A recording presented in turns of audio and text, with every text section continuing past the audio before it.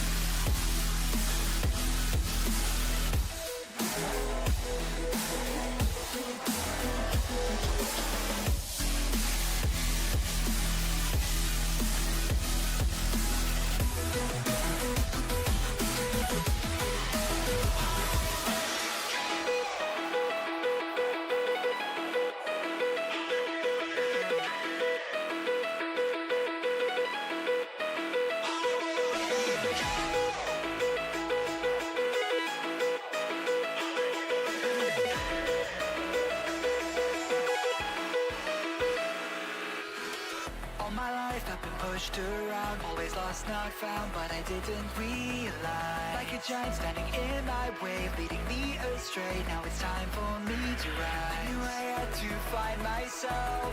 Turns out I'm on my own. I won't let it go. The right and wrong that you pretend to know. The fire in my heart burns in your shadow. The silver lining can begin to rust, and I can and cannot trust. I won't let it go.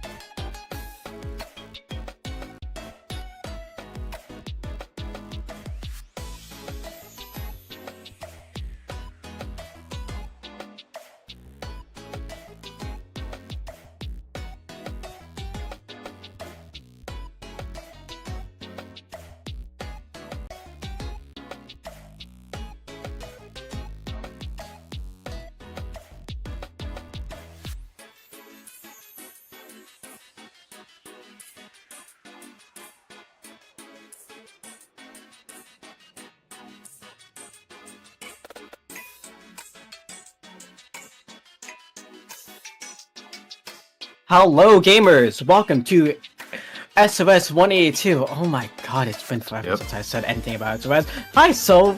How's it been? Jurian, it's been good. We unfortunately missed game one, but hey, that's the way life is. Sometimes tech keeps us from the best of it, but it's another beautiful Wednesday evening. Some more great Splatoon coming ahead. I believe we have Team 1, so that's Amy Rose Fanclub actually taking that Splat zones that we did not get to see. So, you know what? I'm sure it was a fantastic game, though. Hopefully, because it's been actually, I think, 3 minutes since they started the match. So if it has been 3 minutes at the point, that means it has gone for like 3 minutes to 5 minutes, so it wasn't a sweep. That's a good thing. And also the same thing as well. It is seed 32 for 33. It should be, because that's going to be, this is Group A 1.2 Yes. by now, by the way. So yeah, notable players, Amy with Fanclub, most likely from CCA. If you recognize like Zoe, Fairlay of Lux, they're mostly from the CC area, while on SplatSCAD's black team, they are definitely a CCA team. That's Oh, yeah. understand. Yeah, look at that. We Perfect. have we have the scores. Okay, we have some scores from Group A. Okay, that's excellent. I like that. That's a great little piece of information. It's a great little piece of information, a little quick page of I forgot the graphics. That's a good thing, because Yeah, there you you go. barely get to see that. So thank you, Yeah. Ellie. Yeah. Anyways, yeah, no, SplatSCAD, a black team, CCA team, 100%. We know that. They're playing in CCA right now. I think they're in Div 2, something like that. But that confirmation could be later on, or maybe it's like Grace can yell at me and say if that's the confirmation. But anyways, we're going to be going on to game 2. Scores on Mainmaker. And I mean, this is always an interesting one to me with how wide this map is. It really does kind of open up. It also lets your backliners get a lot of pressure. So, a good chance for SplatSCAD to kind of turn this around, considering they lost at game 1. I mean, I wish I could speak more on the SCAD black Splatoon team. I can speak on their Overwatch team, but not unfortunately the Splatoon team. So, but I assume both are of equal talent. So I don't count SCAD Splat out here. Well, funny enough, I can talk a little bit about SplatSCAD's black team, because Aisa is a longtime Splatoon player who does play Sniper. Like, all the way Okay. back in, like, 2020. If I remember battling that back then, they were playing the ZF Sniper. ZF, quote-unquote, in Splatoon 2. So, Yes. they mostly will be keeping Sniper on this round. But yeah. Oh, well, Be I coming mean, in. I mean, surely those snipers are going to get a lot of work considering how long these sight lines are. And well, it'll be a pencil from the one side. I mean, it is kind of always, what is your flavor of preferred way to get cooler, I guess. So pencil doesn't surprise me. It does put down so much paint, and considering it does build, it's one of the faster ways to really build cooler. I don't hate it. Even though with the nerf happening too, we are going to be Yeah. seeing both bets on both sides. But we're going to be seeing the strike coming off as podcast black team first. While we're seeing more range and more space from Amy Voice Fanclub. Also, Amy Voice Fanclub is interesting because it's a new song thing coming up soon, who knows? But we're going to be seeing 2 spots coming off for Amy Voice Fanclub as well. Even though the blaster is down, we are going to be seeing all the way in and hopefully seeing Amy Voice Fanclub push up from this mid. Yeah, and it's still a very slow push. No one's, we popped the bubble, but realistically, we're still just trying this poke phase. We're like, finally get one. It's a trade on even side, and with the triple ink strike down, like we're still just trying to pick. There's no one's really got movement. That second pick might be enough from there. Oh, with wow, that big Lux. Jesus, that big double right there from Lux, and he's gonna be huge. That hammer buff is going to be really huge as well. I was looking to gonna be doing hammer right now, just as time, but it really died out because they were just trying to go left and right and swerve, and that's gonna be another down for Amy Voice Fanclub as well. But they have the lead. That's the main thing that matters. So. Yeah, I mean, the lead is there. That's like any amount of distance is good. And the next set of triple ink strikes from the side of SplatSCAD will come in. Ooh, gets to. That is a huge stake. But I mean, is anybody really there to kind of follow up on it? The rest of the team's being pressured out, so I think this is gonna be an easy slam. It for sure is an easy slam, but 2 down on the side of SplatSCAD's black team as well. That pressure from Amy Voice Fanclub is going to be right now holding as we see the blaster and even Lux. That's Zoe with the custom blaster with the splashdown as well. So that splashdown, when it comes back again, is going to be huge as we go and make it to the pillar, aka the 43 mark, and they're even passing it as well up to 21. 21 is enough to kind of seal the deal here, especially if Amy Rose Fanclub pushes up. Zoe is still hanging up there. You'll see the jump from Lux to try to keep this pressure up. They don't want to give up the space. They'd really like to force out. Oh man, beautifully done. They really want to try to force out just whatever resources are left here. Beautiful double. Yes, a beautiful double is going to help them so much as well. Even though we have some kind of trash coming out from the side of SplatSCAD's black team, Zoe is still taking on Zoe and getting immediately the revenge on Link. So with another push from Amy with Fanclub, we're going to be seeing the Pentaplum and Purchase as well. So Aisa doing a little bit of side damage while Purchase is going to be cleaning it off. It's going to be good, and now Hit Eye is going to be running to Dismay. While Tyra is trying their best to just battle from the back, but waiting for the team to come up as well. It's just a little too much chasing. Meanwhile, Amy Rose Fan Club is like still held their ground, and now they're going to be able to move in there. I mean, they have the numbers. They should be able to close this out. It should. Well, will they? Because we're waiting for the hammer to come out as well from inside of Amy Rose Fan Club. But we are going to be seeing just Zoe being the first one to punch up, but immediately get decimated by everyone because it was a 3v1 battle. But look at that, 18 points left on the side of Amy Rose Fan Club before they win. I was say you were waiting for a special. Oh, the hammer grabbed it. You were actually kind of looking to avoid that. You really wanted to use the hammer to clear that out. So unfortunately, it's probably going to sit there. Maybe even eventually just get pushed back to the mid and just take the neutral. 2 minutes.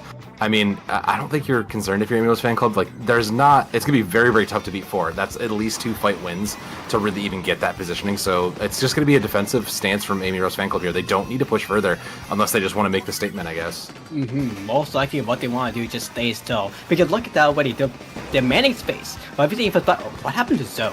Zoe just got penciled out, actually, funny enough. So SplatSCAD's black team, mostly what they need to do, again, with the strike that just happened, with the crabs that's going to be coming out soon, they will need, okay, the crab's gone. They need to hold space and put up half. So 2 down, that's hard.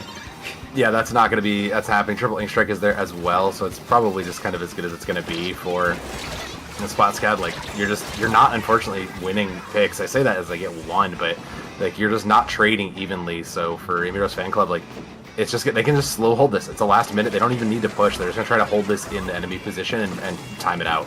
Yeah, so doing this for the aggressive matter, because they want SplatSCAD's back to be scared. Because look, because right now, SplatSCAD's back team is playing fully defense. And if you miss that aggression by any point from Amy Rose Fan Club, it's basically you are saying GG's at that point, and you're letting them be scared of you.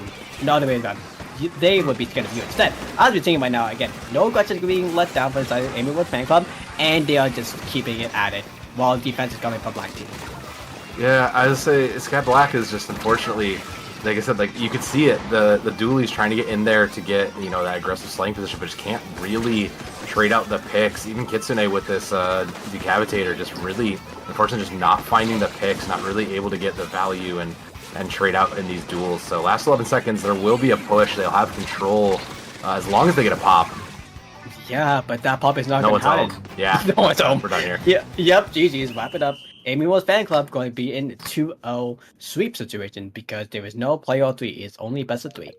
Yep, this is we're so used to, if you're watching low ink, if you're a casual low ink enjoyer, you're used to watching playoff 3, but 2 out of 3, like that's a pretty solid sweep for the side of Amy Rose Fan Club. And like you said, there is a lot of strong talent. They definitely showed it there, and I think that's definitely a team, even with a sub, you know, should things go late and needed. Just well done for them. They've earned their win here, and SplatSCAD, well, it's back to the drawing board. I mean, it's just kind of looking at what's go next, try to get yourself into good positions for the rest of the event. Yeah, 100%. And also, I'm guessing that sub was from the Big Fat Sea Cow player, so it actually makes a lot of sense. So they just got another sub with aggression for aggressions, and that helped them a lot. So as we're going to be seeing right now for SplatSCAD's black team, they are going to be 0-1, while Amy Rose Fan Club is going to be 1-0. But remember, this is Group A you're talking about. That's true. Since we're in Group A, both of them will be fighting Seed 1 next. Yeah, that's going to be a tough uphill climb, but hey, we'll give them a minute to reset, and we'll come back for round 2 in just a moment. Yeah, I don't know if you're going to be seeing me, but you're going to be seeing someone else, so... We'll find out. We'll see. 2 people will be back. Yeah.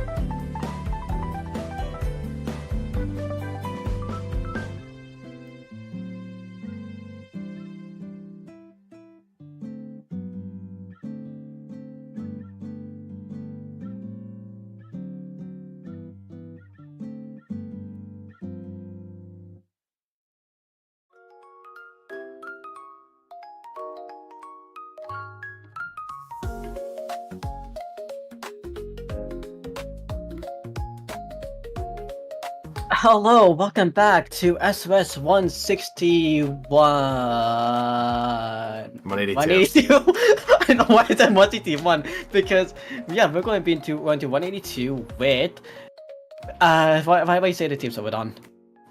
We have Freedom and Freedom Dive, which, I mean, wow, perfect nightmare difficulty mode for us here in the booth. But I mean, both teams are, in a nightmare of their own, both coming off of this with a loss coming into this, so still trying to fight in. But we were talking about this because these teams, they were talking even in the chat, like this is a grudge match, so there's actually a little bit of history between these two things, and that's kind of that makes this even more exciting.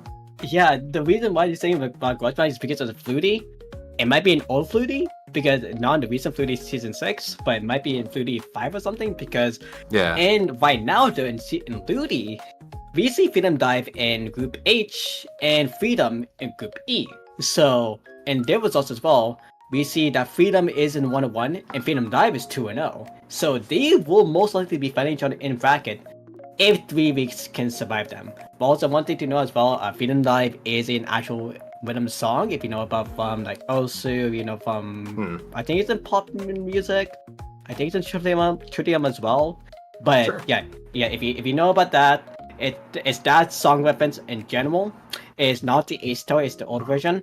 But for Freedom, it's a community server actually from a YouTuber from Puff Pig Pastry via the document, by the way, because that's a tutorial. But anyways, Silverdon, find out what you say about the maps.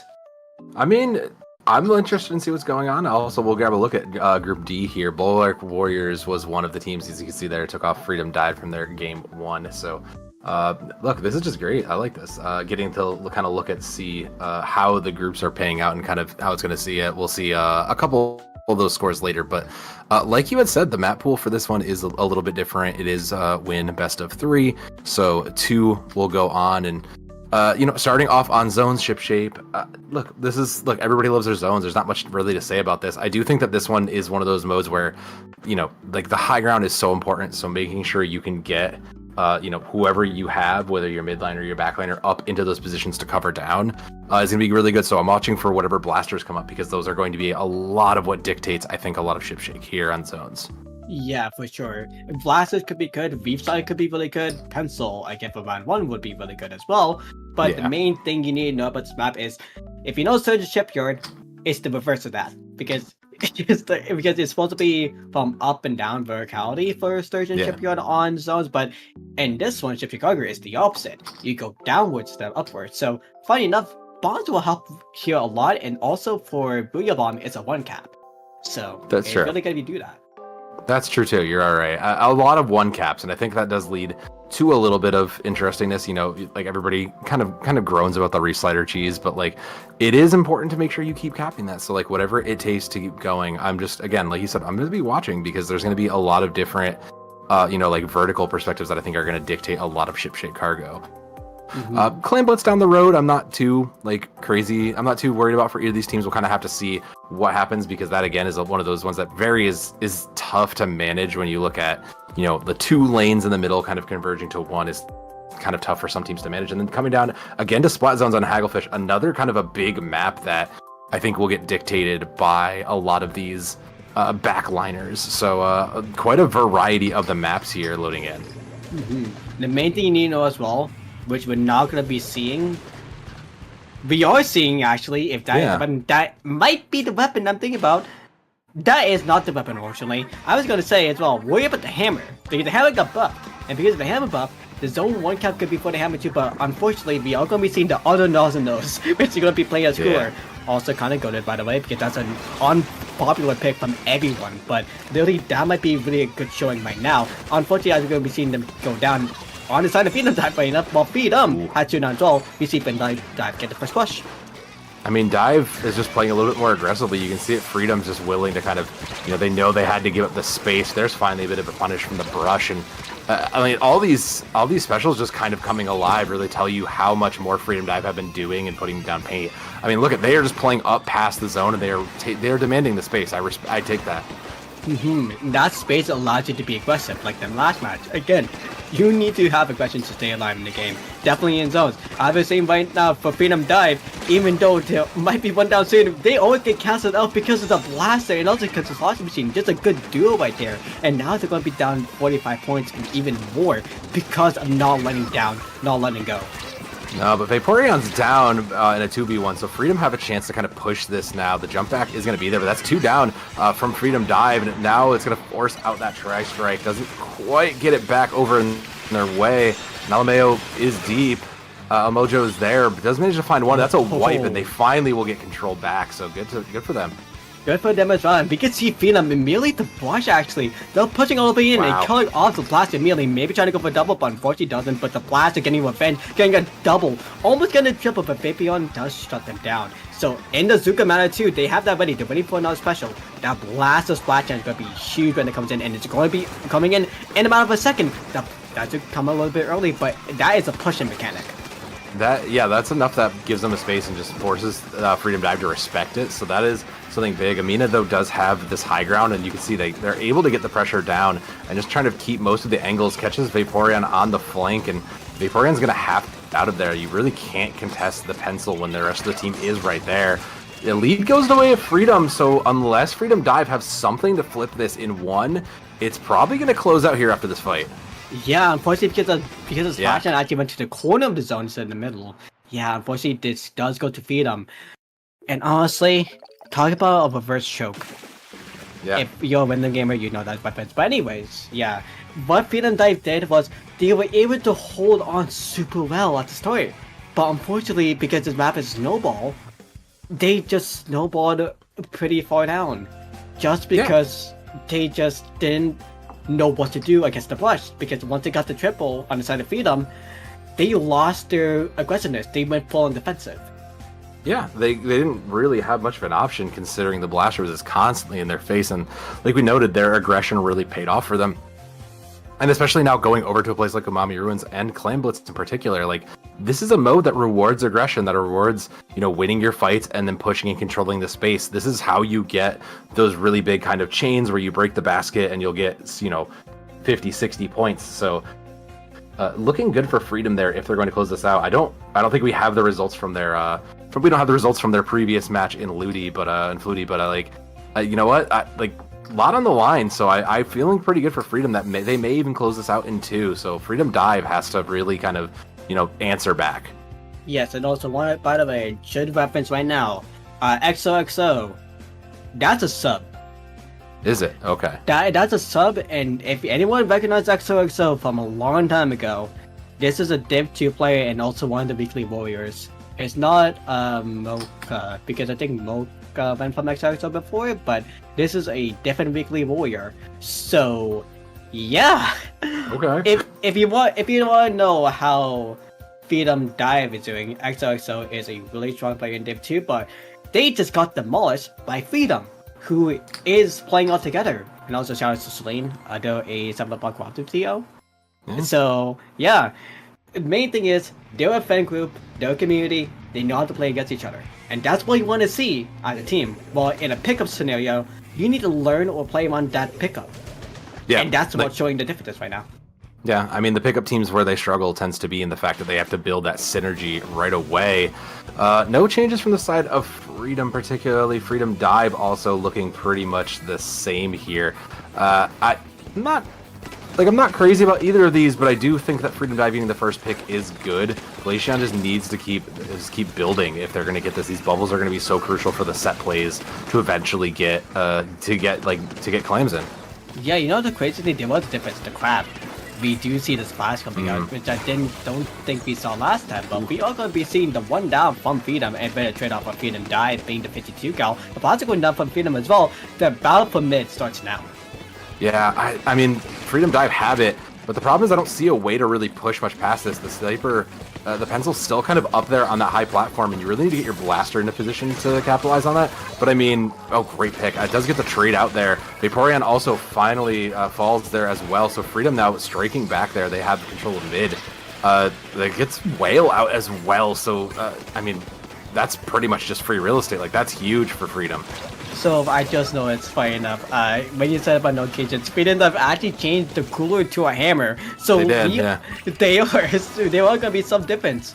The hammer is gonna be a push-in, and that's gonna be a good chance if they do get it though. Okay, it might not be hammer, it might be bubble. But really, main thing right now, it's gonna be bubble. Wrong nozzle nose. Anyways, we're gonna be seeing the one side of Freedom. It's yes, the L3. It's L3 module C, not H3. Wow, I mean, that was Freedom just kind of living back there for free back there, but Almojo does go in. Nope, gets immediately punished out. I mean, damage was done, though. They did manage to just kind of sneak around and build a claim in the back end, and Freedom Dive got punished for kind of not recognizing that kind of map awareness. You know, that's where this can lose you. This is just a big enough map with just distractions. Great shot from Vaporeon, who's absolutely having a phenomenal game here, but like, that's where it can punish you. Third. I mean, can it fourth? Give him the ace? No? Unfortunately not, but does draw a distraction. Yeah, but honestly, with that good distraction, there's no clams. And we need clams on the side of Freedom Dive. And they have 2 clams, they're coming from the back though. And they do come from the back and actually get 3 clams in, so that's a good start. We have 3 minutes left, so that's a good start. We can keep on going. From this, from side of Freedom, definitely, because they have a ball fighting. They're going to be having a pretty ready really soon. That clamps, that 3 clams device is really looking hot right now. And we're going to be saving from either side. And that is going to be the boss picking them up. So it's going to be 7, 7, and 1. But that pity from the back is going to be huge as well. That double from the boss is going to be huge. Get a ball and go in already. That's the main thing that everyone is saying on their team. And they do. They get a double out. But really, that's, again, more points for the side of Freedom. Yeah, Freedom, they gave the bubble up for it as well. And it made the most sense to do it. You kind of had to go on in that moment. Great pick from KB there to kind of stop and shut the door on it. 71 to 68 is still fairly close though. It's about a 10-point lead on either side. 1 claim up for Freedom. I'm sorry, 2 claims up for Freedom Dive. So this next push is going to be hazardous. Freedom really need to stop here. But 3 down, they probably will not get it. Yeah, but actually, as you see, Freedom getting in, but not popping the bubble. Not popping the bubble is going to be a big crucial thing because that's not a free jump in, and that's also a solo push as well. So for the side of Freedom, they're getting a free ball if anyone knows this though. And no one knows this right now, but patiently getting a kill off KB. We see the rest of the team for Freedom actually able to push up soon enough because that single ball, that good blast shot indeed coming from Celine. Mostly trying to get from KB as well. One blast award, no one does win the fight, but that bubble comes out. So far, is this the time that Freedom gets another score in, yes or no? Now it is. Now with that second pick, I think it is. You have numbers. You just have to take on it. Pastry was in the crab, so couldn't really take advantage of it there. But now they have it. That was the right timing. The bubble was it was great bubble use. Like, that's how you kind of set up that set play. Traditionally, you want to sit back and let the bubble, you know, let your clams jump in to the bubble, but a great just kind of slow play adaptation considering they didn't have a cooler up to go with it. Last minute here, and 20 for Freedom is probably enough to hold this out. Freedom Dive do have 1 power clam, but they don't have the numbers here, Jorian. Yeah, not having the numbers, but having the points is good for Freedom. As they have another clam ready as well. Maybe a second one soon as well too, because there is the mini clams up the spot, and Mojo is being super close to getting another one. They do close it out, close enough, almost there, but unfortunately no cigar. We're going to be seeing Freedom have a second push, but again, the stalemate in mid is the main thing that matters, because there is no paint on the side of Freedom right now.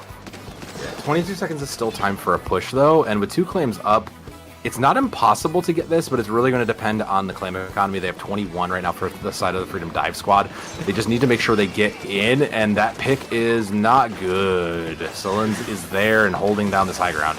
Yeah, the points with the 2 guys would have been 35, but Celine shot them down once again. That's going to be basically on the 2 timer. We're going to see Vaporeon not getting one, not getting the other one, surprisingly. And yeah, GG's. That's going to be 2-0 going to the side of Freedom. I mean, Freedom just played fairly well. It's hard to say it because Freedom Dive also had those moments. You know, there were flashes of brilliance, but overall, Freedom just kind of, again, played to what they know well enough. They managed to make coolers work. The blasters were constantly in position to get value, and Almojo was phenomenal, just making havoc, turning heads in, you know, and just getting in the backline there. So well played, just kind of putting those fundamentals in these, you know, these early rounds really gives you a look. So Freedom will go to 1-1. Freedom Dive go to 0-2 for this sink, swim or swink. And you'll see it there. Like, we're still waiting for the rest of the teams to play. Bulwark Warriors go up 2-0 as well. So, you know, we're kind of getting a look here at just, you know, like how this is going to play out. Bulwark Warriors are looking like they are going to run away with it. over time, considering Guess PS is also looking pretty dominant. So The main thing as well for the side of BULDAK Warriors, they are the top seed in the group. So if they don't make it up all the way, who knows? And there's the Div 2 speaking out. If that was on stream, that was the Div 2 player. Yeah, are they watched? Who knows? But main thing is for the side of Freedom Dive. Unfortunately, that's gonna be a miss. That's gonna be a slider bait. That's gonna be a crash. That's gonna be a lane crash. That's gonna be a level fail. Any other reference of random game failure, basically that's a 2-0, or 0-2. I mean, for Freedom, hey, you're gonna pick up their hammerhead, unless you beat BULDAK Warriors. Who knows? I mean, there's still time, but we'll take a quick break, get our game 3 up, and we'll see what happens in round 3 in just a minute. Yep, we'll be back soon for wave round 3. I don't know why I said wave 3, but yeah, we'll be back.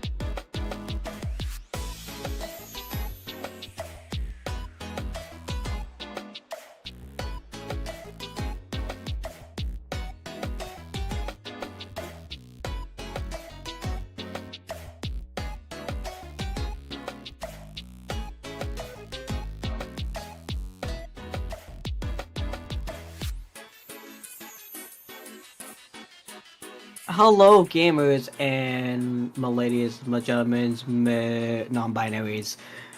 Welcome, peoples. Yes, my peoples. Welcome back to Super 182. Why I'm saying my lady of the man, my people, it's because they have Nether Sucks. Why Nether Sucks is because Nether Sucks is the Australian association, basically, let's say that. Because we have Nether, J-Splat, Power, and Shockwave. But the information that we got told is they are the AU top level. While we are going to be saying for Convergence, they're the 4. I mean, look, it's hard to say that this isn't on paper like Coughing Baby and Atomic Bomb, but like I do think that when you think, but like hear me out. Div 1 and Div 4, like there's so many divs amongst this. Like I wouldn't be shocked if Coral Convergence actually put up a decent fight here, as much as I'm like memeing about it. I do think that Coral Convergence does stand a chance. They've been playing a lot, and there is like a chance that when you're playing from the upside down, that like you just kind of are literally playing in the past. You know, you might have to deal with ping, you might have to deal with some issues. I do think that this has a potential to be a good game, particularly because we get to see 2 splat zones here going and starting on map 1 with Brine Water. It's so small. It's so like this arena is just so tiny that almost every movement and every shot can be punished immediately. So for both of these teams, particularly Nether Sucks, like they should be able to punish that. And for a team like Coral Convergence, they should be able to kind of catch the difference on these two teams. They should be able to kind of use that, use their kind of, you know, maybe like randomness, maybe their, you know, the quirks to their advantage. Yeah, definitely they might be able to get the course to their advantage, but the main thing is though, this is a square. A really small square. So if you want to see from the side of Coral Convergence to get that in with the S-Blast, with the sword, with the pencil, with the shot, oh boy, this is going to be something interesting. While we see for Nether Sucks, we are going to be seeing the Splash, we're seeing the Duelist, we're seeing the surprisingly the Knowledge coming out as well, with the Deep Cap as well. That's an interesting combo altogether. Yeah, to say the Nautilus is an interesting pick. Like on a map like this where it's smaller, you can actually kind of get the full value out of it, even if you don't want to play as a more aggressive like mid frontliner, like a lot of people will. But I mean, Nether Sucks just have a very aggressive frontline based comp. They are going to be in their face, and you'll see it here with that crab pick from Shark and Jay. Gets a second on the way out too. Like they are just going to play right in the face of Coral Convergence here. The crazy thing too, this knowledge is not the other knowledge. This is the knowledge with Rain, if I'm thinking correctly. And because it has Rain, it's a more stall factor if you have it out, because they'll be able to ping the zone or ping up to the base slowly but surely, but it does cause chip damage to them as well. And there is their one left. Yeah, what a shot! What a pick there! Drago's boyfriend just absolutely dumpsters that.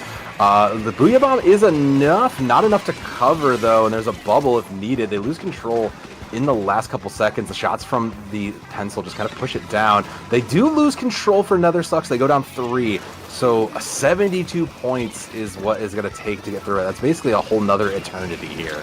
Yeah, it's a whole nother eternity here. As we're seeing Convergence finally stepping foot, getting that delayed popping as well from 2 fights is going to be huge because again, we're playing from the upside down and there's going to be a little bit delay and latency. And if you get that, that is huge. 2 knows the timing. Wow. That's how you know they can play Blaster. But unfortunately, getting the 2 down on the side of Convergence is going to be a little bit issue as we're going to be seeing Nether Sucks actually get the zone once again. They get control, and again, they still have a ways to go, but it costs them, looks like most of their specials there. Booyah Bomb goes out on the side and goes kind of wide there, so Coral Convergence do maintain control. They just need to make sure that they get the they just need to clean this up. It needs to stay in their control because it's about an even match right now. A little under 3 minutes, and I mean, Nether gets control now. They just are primed to hold this out. They don't even really need to do much. They just need to maintain, zone control. Yeah, definitely make control is going to be the main thing we're going to see from Coral Convergence, but unfortunately for the side of Nether Sucks, wow. Yeah, to get the triple down, we're going to be seeing them actually capping the zone in about like 3 seconds. There we go. That was okay. Look, Tough was putting on some great work there. Chara, eat your heart out there. Absolutely making that work. I mean, look, making a good case for their comp right now. Going into this with a couple specials up early, Zuka. I do like it, but unfortunately just didn't quite find the value, didn't quite tag anybody there. So the last 2 minutes means that this is still kind of anybody's game. Coral Convergence need to keep control here. Yeah, they need to keep control here. As going to be seeing for side Nether Sucks, the penalty is going to be going down slowly but surely, 52-50. Now we're going to be seeing the bubble coming up really aggressive actually, because that's going to be in the base of Coral Convergence, and now we're going to be seeing that as a stall factor once again. And with that stall factor, that's going to be up to 30 points, and Shockwave getting a double, maybe get a triple, maybe a quad. That is so close to a triple. Oh, that's unfortunate for them. But still, main thing is Nether Sucks is being a distraction. Yeah, I mean, they're keeping it up. We were talking about the space that you need to maintain earlier, and especially on a small map like this. It's so important, especially when you get these. Oh my gosh, you get specials out too. You get a hammer. God. You get wow. You get, and it wasn't enough. That Booyah Bomb was not enough. I'd say you get both those specials out, which both could have cleared that. So Nether sucks. Well played there. I would expect nothing less from our Australian champs. Like that's beautifully done.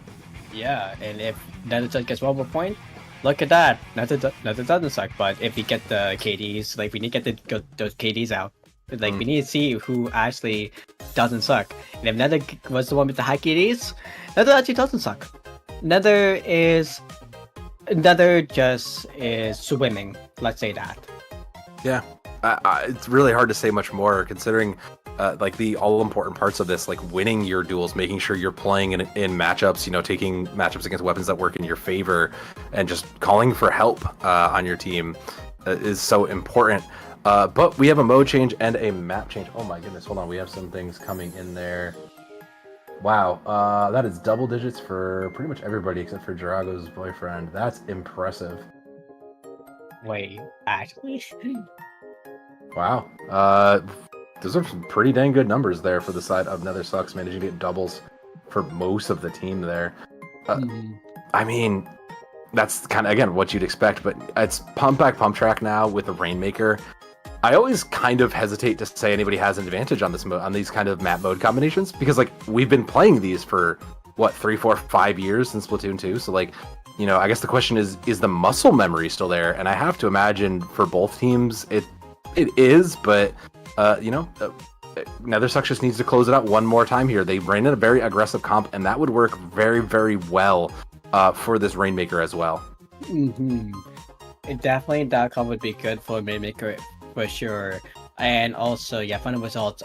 We have 12A Nether. Oh my gosh, wait, Draco's boyfriend is Nether. Oh boy. Damn, he kind of still suck. But really, as we're going to be going to Rainmaker on Humpback Pump Jack, the comment that we had from Convergence, like you did say, yes, that is going to be really good because they have so much push aggressiveness. And plus, Booyah Bomb is good for checkpoint. That is going to be really, really good for that. Yeah, there's gonna be a lot of good things here. Double crab on the side of Nether Sucks. That makes total sense to me. You're just going to kind of give yourself a long range option, especially since you have the control of. I would say you have control of the initial pick there, but 2 to 3 trades continue to come in, and it's gonna get an early Booyah Bomb out from Drago's boyfriend, and I mean that's it. That's enough to get it across the way. We've done it. Nether Sucks is just absolutely running it through. Yep, now will it be Cinema? Will we see the rest of Nether Touch go all the way through? We're gonna be seeing, actually that's gonna be Shockwave, the knowledge player actually taking away go up and make it up to 36. No, actually taking up to 40, I lied. But still, that's close enough to be 36 in good spot for the Mimicker actually, because that is a little bit of a stop position. If anyone else comes up, they'll be needing to hold and dance around like Perilsky tried to do as well. You have to say, that is such a tough position for that to fall in, because no one's really getting it out of there. Coral Convergence just have to get it, like you have to get a wipe on either side if you're going to really get out of there. It's going to fall back to the rain set. And Coral Convergence did give up their cooler earlier, so they should, you know, if they win their duels, they can technically push this out. Tri-Strike to clear the way. Late pop, and Drago's boyfriend is on the flank, so Coral Convergence really don't have the full control that they need out of this. Oh, thank God you said about this over there. That Nether, aka Draco's boyfriend, was the one trying to sneak up. Unfortunately, wasn't able to get the pick that we're trying to do on Psycho Convergence. That was actually trying to get the shot, if I remember correctly. But unfortunately, Saba actually is going to be trying to turn down instead.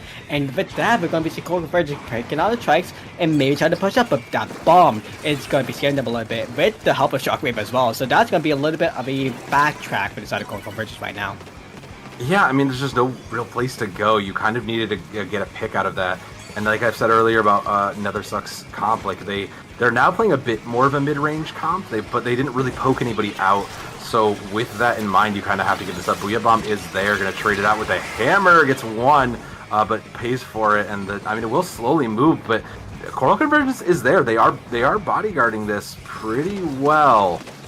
Pretty well, not just pretty well, absolutely pretty well with that cheek. That Squidster is making up to 21, barely getting a thread in a needle basically of a shot of a jump. That's huge for them, as we're going to be seeing Sparrows are trying it again. almost hitting it, but unfortunately because it didn't touch the floor, it didn't count. So it stays at 21. Yeah, picked out literally in the air. So their big friend is there. They're going to get it 13. Look, every single inch works here because Nether Sucks is just focusing on trying to win out picks. They go down 2 and they have to give up the space there. But Nether Sucks had just been kind of focusing on winning and getting value, you know, trying to get man-up positions, as opposed to Coral Convergence, who were trying to focus on getting they were trying to get the Rainmaker out of their zone. So, like, they needed to get it out, and they just don't have the space to stand on. Shark has no place to go here.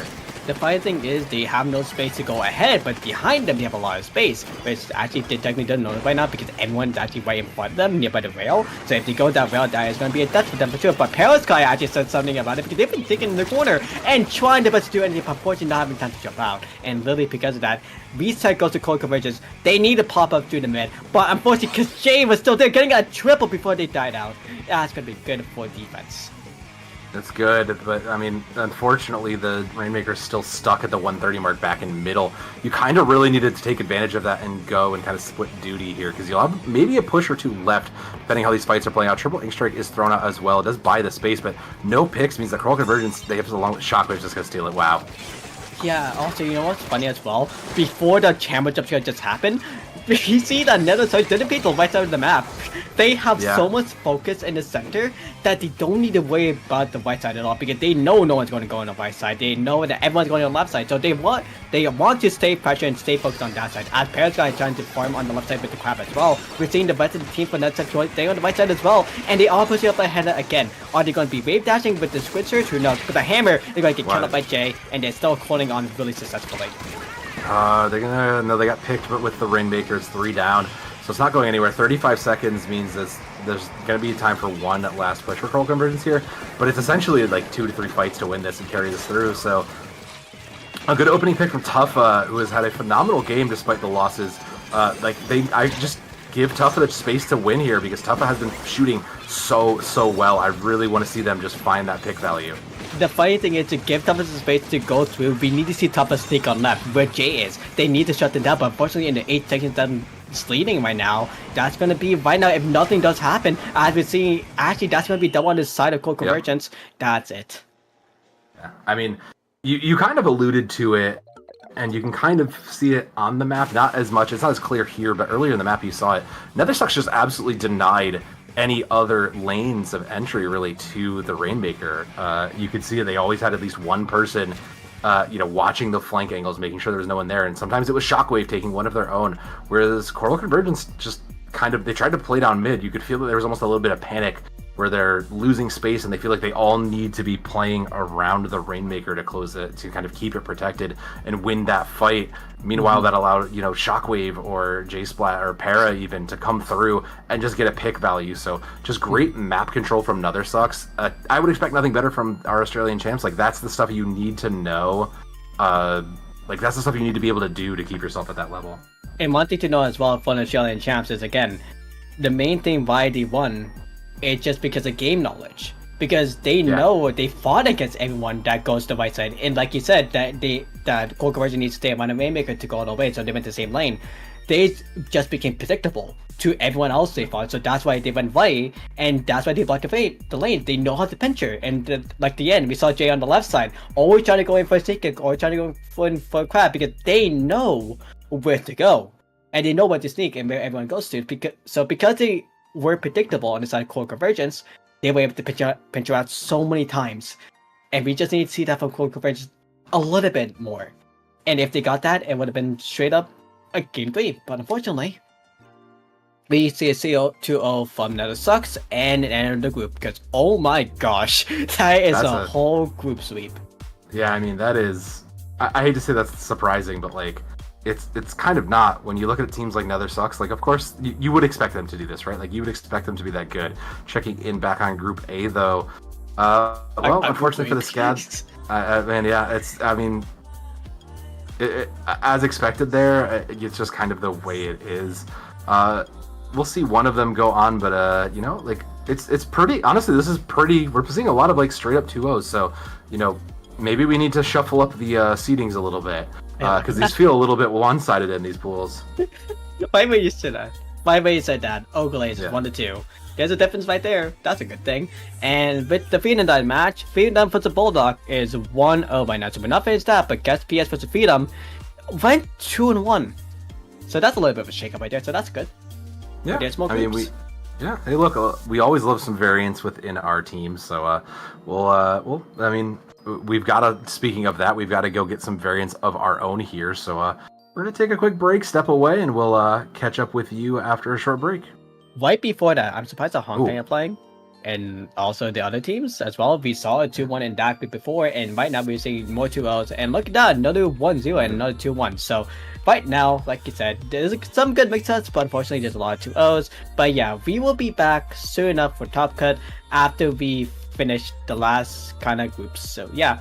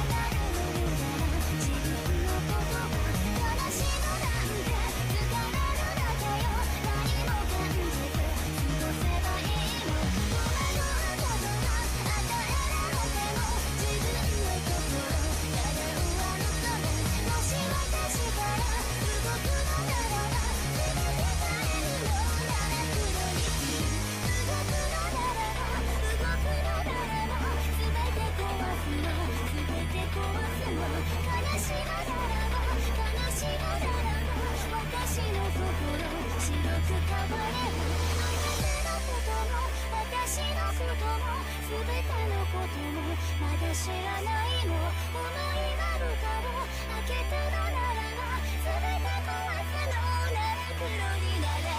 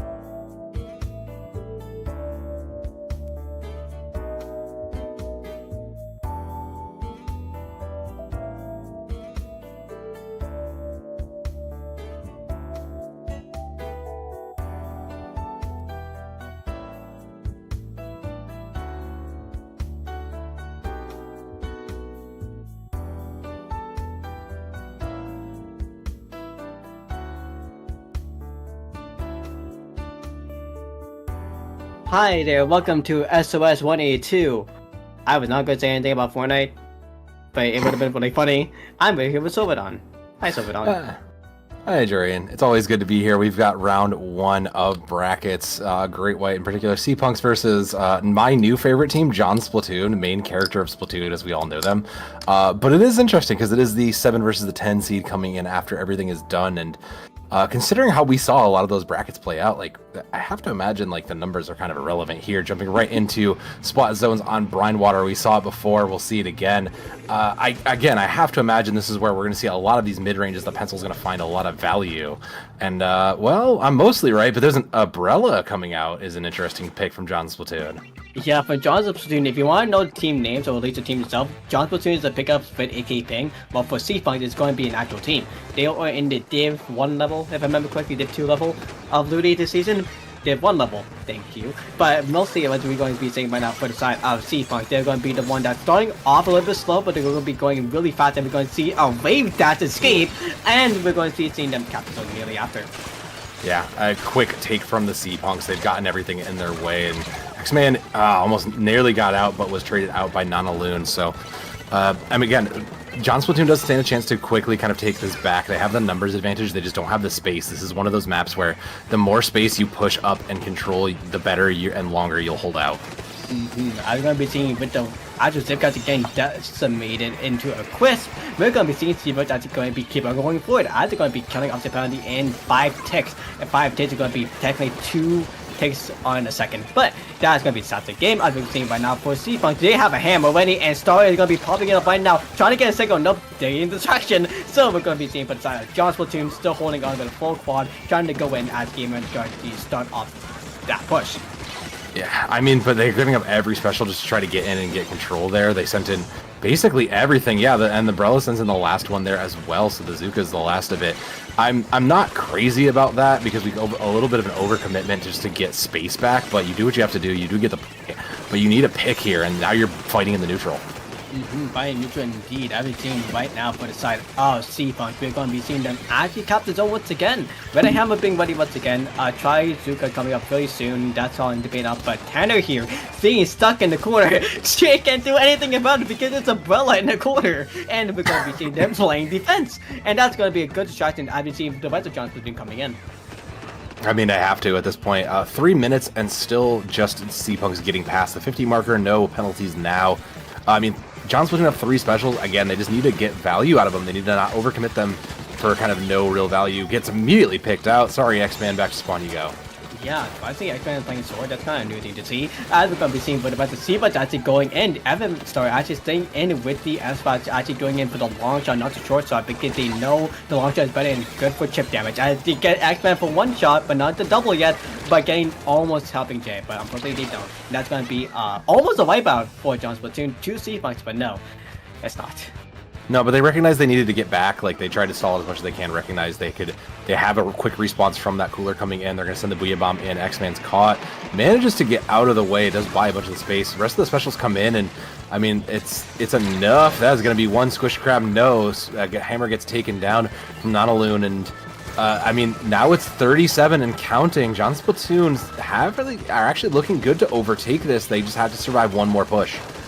Survival on the push indeed. I'm going to be seeing for right now. That push is going to be definitely surviving. As we're going to be seeing that tick rate going down to 15 and more. But that Booyah Bomb coming from Seapunks is going to be starting it off. Trying to paint the zone on the right side, but no, because it was only 50%. Well, more like 35%. We see Seapunks getting it to clear off and actually getting more penalty on side of John Splatoon. I mean, just, again, great read. Just acknowledging we need to put pressure on the point. And Evan Star has, again, looked very, very good on that blaster. So X-Man again going in deep, has to get back out by time. 130 here, and I mean, John Splatoon again, they're just, I love this a little bit better. They're playing a little bit more defensively. They're taking this 2v1. X-Man has backup and manages to trade 2 for 1, so that's pretty good. Yeah, there's just a little bit more team play coming out of John Splatoon as they get this back. Unfortunately for X-Man to be exact, they got 90. they didn't get the full thing because it was one swing or just a burst one behind. But yeah, with that shame being set aside, we're seeing forward side of Solar and a bunch of Seapunks going in ahead. Hammer trying to do a little bit of bait, but not going all the way because the Booyah Bomb is going to be finishing off anything on the right side, and that did finish anyone off on the right side. But the Brella player was the only one that escaped, but then Tenor is still going to be trying to beat any way to get in, but no, they get killed off by Stola. Yeah, that's just a bad matchup again. That's what Seapunks have been doing, just recognizing when they have a good matchup that works in their favor and trying to take advantage of it. Crab runs out though, and will eventually have it forked out, but the Brella is back, catching one on the flank there. So John Splatoon now in a 4v3. They just need to get control here because Seapunks are, I say, they managed to get the steal, and it pushes a penalty back on 36%. So Seapunks have one more shot to get this, but I don't think there's gonna be anybody alive. Good shot from Tenor. That's a good shot for Tenor indeed, and also that was a good shotgun shot as well from Tenor on the side. I think that was rifle player actually on the side of John Splatoon, but mainly the thing we're going to see right now is 5 seconds up to the clock, Hammer calling in for Stola, they cap the zone immediately, Caveman is going to be stuck in the zone, that's going to be more penalty points getting lost on the side of Seapunks, so they might be having a chance to come back. There's a good chance here because there's about 20 seconds now, 15 in the overtime, and then another 8. So John Splatoon has to move fast. They do get an opening pick, but somebody has to do something here because they're running out of time. Make it a second. Lost control done, and there it is. John Splatoon just flip it in the last seconds. Great recognition and in a tight panic situation. For sure. Definitely on this map too. Talking about tight situation. I mean, it was really tight. It was really tight. Yeah, that was down to, you know, there's a lot of games that in Splatoon that come down to like seconds and plays, but this was quite literally like, this came down to the clock. This was going to come down to if Seapunks even, just denied them any sort of movement, they would not have been able to touch it. So John Splatoon with that opening pick on that last, seconds to go really did them a favor. But I mean, it's a different map mode now, though, so we have to change gears entirely as we go to Rainmaker and Museum Delfonso. Yeah, Museum Delfonsino. Delfonso. Where do you get Delfonso? I don't know. I have Carlton on the brain. Oh, that makes sense. Yeah, no, that makes sense. Okay, but mainly for Museum Delfonsino, not Delfonso, because that's a French spelled there, go to LA if you're going to be saying that. We need to see from the side of Seapunks with the life of Messiah exactly to keep up for it, but one thing to notice as well, Rexy isn't playing. Rexy is one of the strong players from Seapunks that usually goes in with the pencil and helps to play aggressive, but since Fox is here instead, and Evansar surprisingly disappeared, I think, but Jay is not here as well. It's Evansar, Fox, Stola. Oh, no, Jay is here. Huh. Jay's here, yeah, we're missing. Yeah. Yeah, but main thing is, since Fox is here, Fox has a different play style because they played with other people before. So, with that, we are going to be seeing how it works out for Rainmaker Museum Delfonsino if they can push up again this time. Yeah, but again, that kind of aggressive play really does need to work in their favor. No real changes from either side, it looks like. It makes sense. John Splatoon has nothing really to change. I'm going to be more curious on Tenor, how Tenor finds value here, because this is a lot more vertical of a map where you kind of have to play this off angle and try to keep pushing with this Brella. Like you can't necessarily hold the space as well as you might want to. So I'm very watching them this game. And talking about the space, that Brella just hitting the fence, that's the kind of space you mean by that. But what we're seeing right now is Seapunks actually getting a good startup. We see this before, are we going to see it again? Seapunks going to get the first person going all the way to the checkpoint. That's a main possibility of map, but no, that's going to be a kill off Nona. We're going to be seeing actually more of Justin going up to into mid. Yeah, I mean, it's still not really enough for anybody to push though, because this is realistically a small map. Like, jump backs are quick. Even getting out of spawn is relatively quick. X-Man did clear the path there, but I'm gonna try to go for a quick snipe play. Does not get it close. 63 is a decent number though, considering how small this map really is. Like, that's a decent start. Tenor gonna maybe try to play that angle, and I don't hate that. Playing that angle would actually help them get on the spinner. I'm going to be seeing Evansar being on the spinner right now, and if they did get the spinner, that would have been more impressive, but no one picked up. Okay, Gavin picked up Vivian and got to the check. Thank God that happened, because that reset, if it went back to the middle, would have been a big issue, because you see that middle spinner going off to the left side. It doesn't matter, because we just made up to 32, made it up to 24, made it up to 8. That's big. Jesus Christ, X-Man. Wow. Catman. Oh my gosh. Look, no, that was just good play from the side. Look, that was good play from John Splatoon. They just used the Brella perfectly. They just let it be the guiding protector that they needed it to be, and no one broke it from the side of Seapunks. So again, it's not something you really see. So for the Seapunks, this is kind of a check here because you don't see a lot of Brellas in play. So you really have to punish those tents when you see them pop out.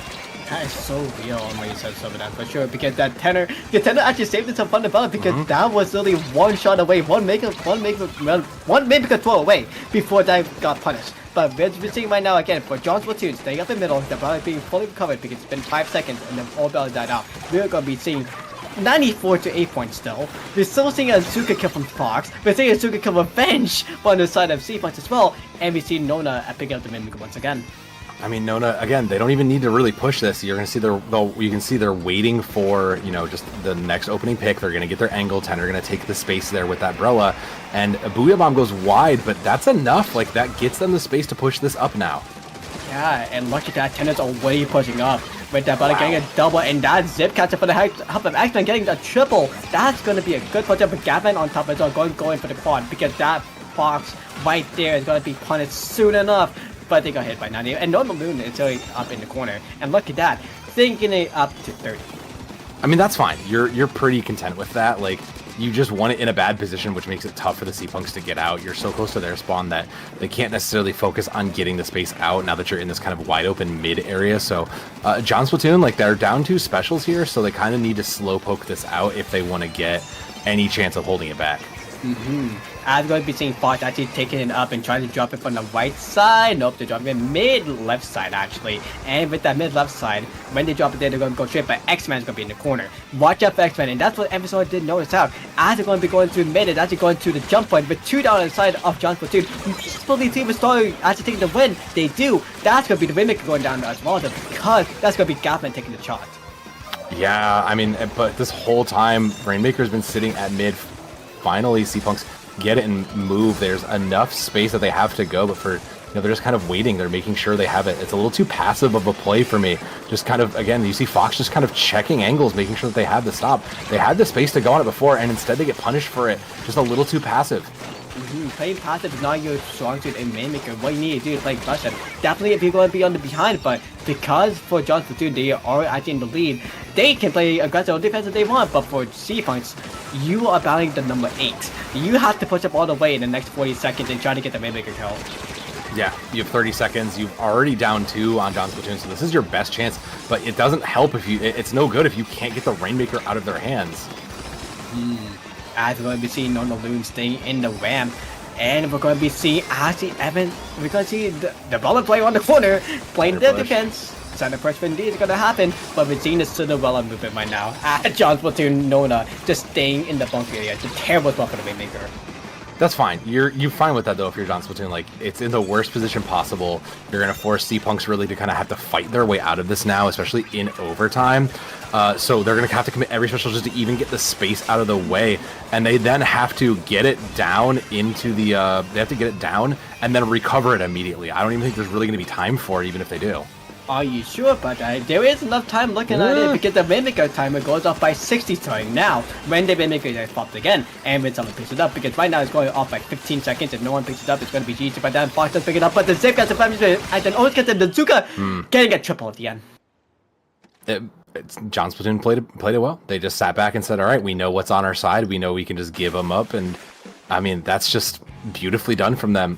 John Splatoon came in as the behind seat. They came in as 11 if my memory serves me well. So John Splatoon with a little bit of an upset here, and kudos to them. I mean, that 2-0 is no joke. That's not an easy thing to do, especially against a team like Seapunks. So they will get to move on and play in the actual bracket segment. Yeah, because funny enough, John Splatoon found his Polio. Oh boy. Oh boy. Oh man. Oh man. But anyways, for John Splatoon, yeah, no, it was an upset, but honestly, funny enough, again, this is a pickup. So it technically is an upset for how individual results against Seapunks, because Seapunks has been doing really well, but main thing is That's a good result for them, but it's just a regular week for them. They're going to be battling them off another week turn up, but it's a good GG's for them. But we're seeing for the other matches right now, Nether Sites in the bottom half is going to be battling against CHUMPY Lane 100. FT2 win the second set, and All You Have the Soul going to move on against the Weekly Warriors if they win. And if you don't know the Weekly Warriors already, have you been existing for like 2 months? Have you been asleep for the 2 months? I think you have, because the Weekly Warriors, Hershey's back.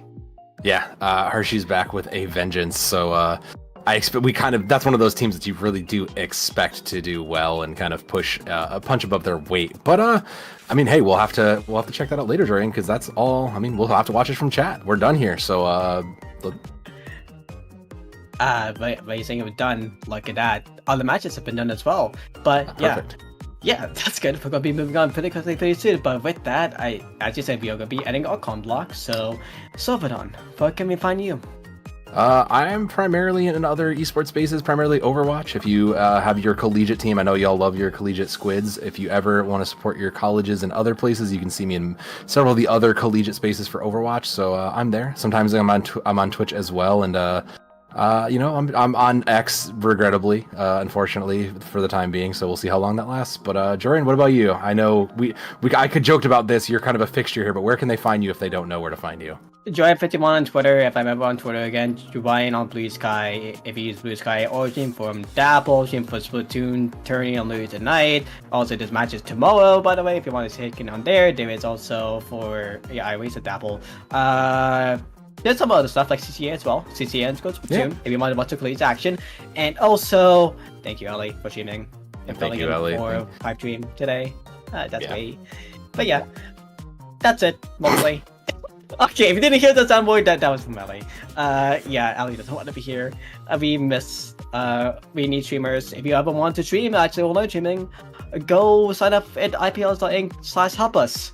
Join in for the streaming thing. And also for comments as well. Join that link as well. That'd be cool. Yeah. Well, everybody, we're going to take a quick break. You're going to see what Ellie has to say, and we'll see you in chat. Yeah. It's in white text. It's gonna be a black text or not, and then you'll be able to. There it is in blue text. There we go. Yes, join that link. Sign up in that link. We need streamers and comms. Please. Take.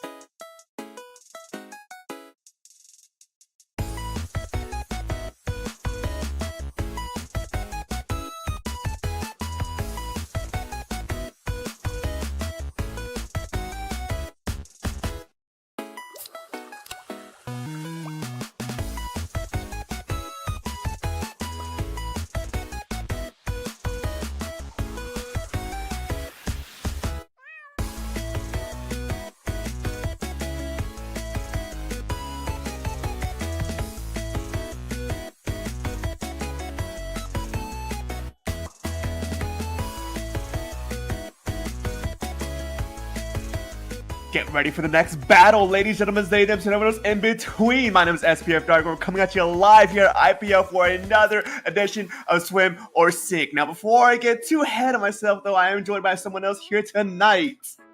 Hello. I'm part two. I'm really excited to be here. Like, we've got here for the second block of Swimmer Sink. We're going into round 2 of the bracket stage, and oh boy, we've seen one of these teams already on stream before tonight, haven't we?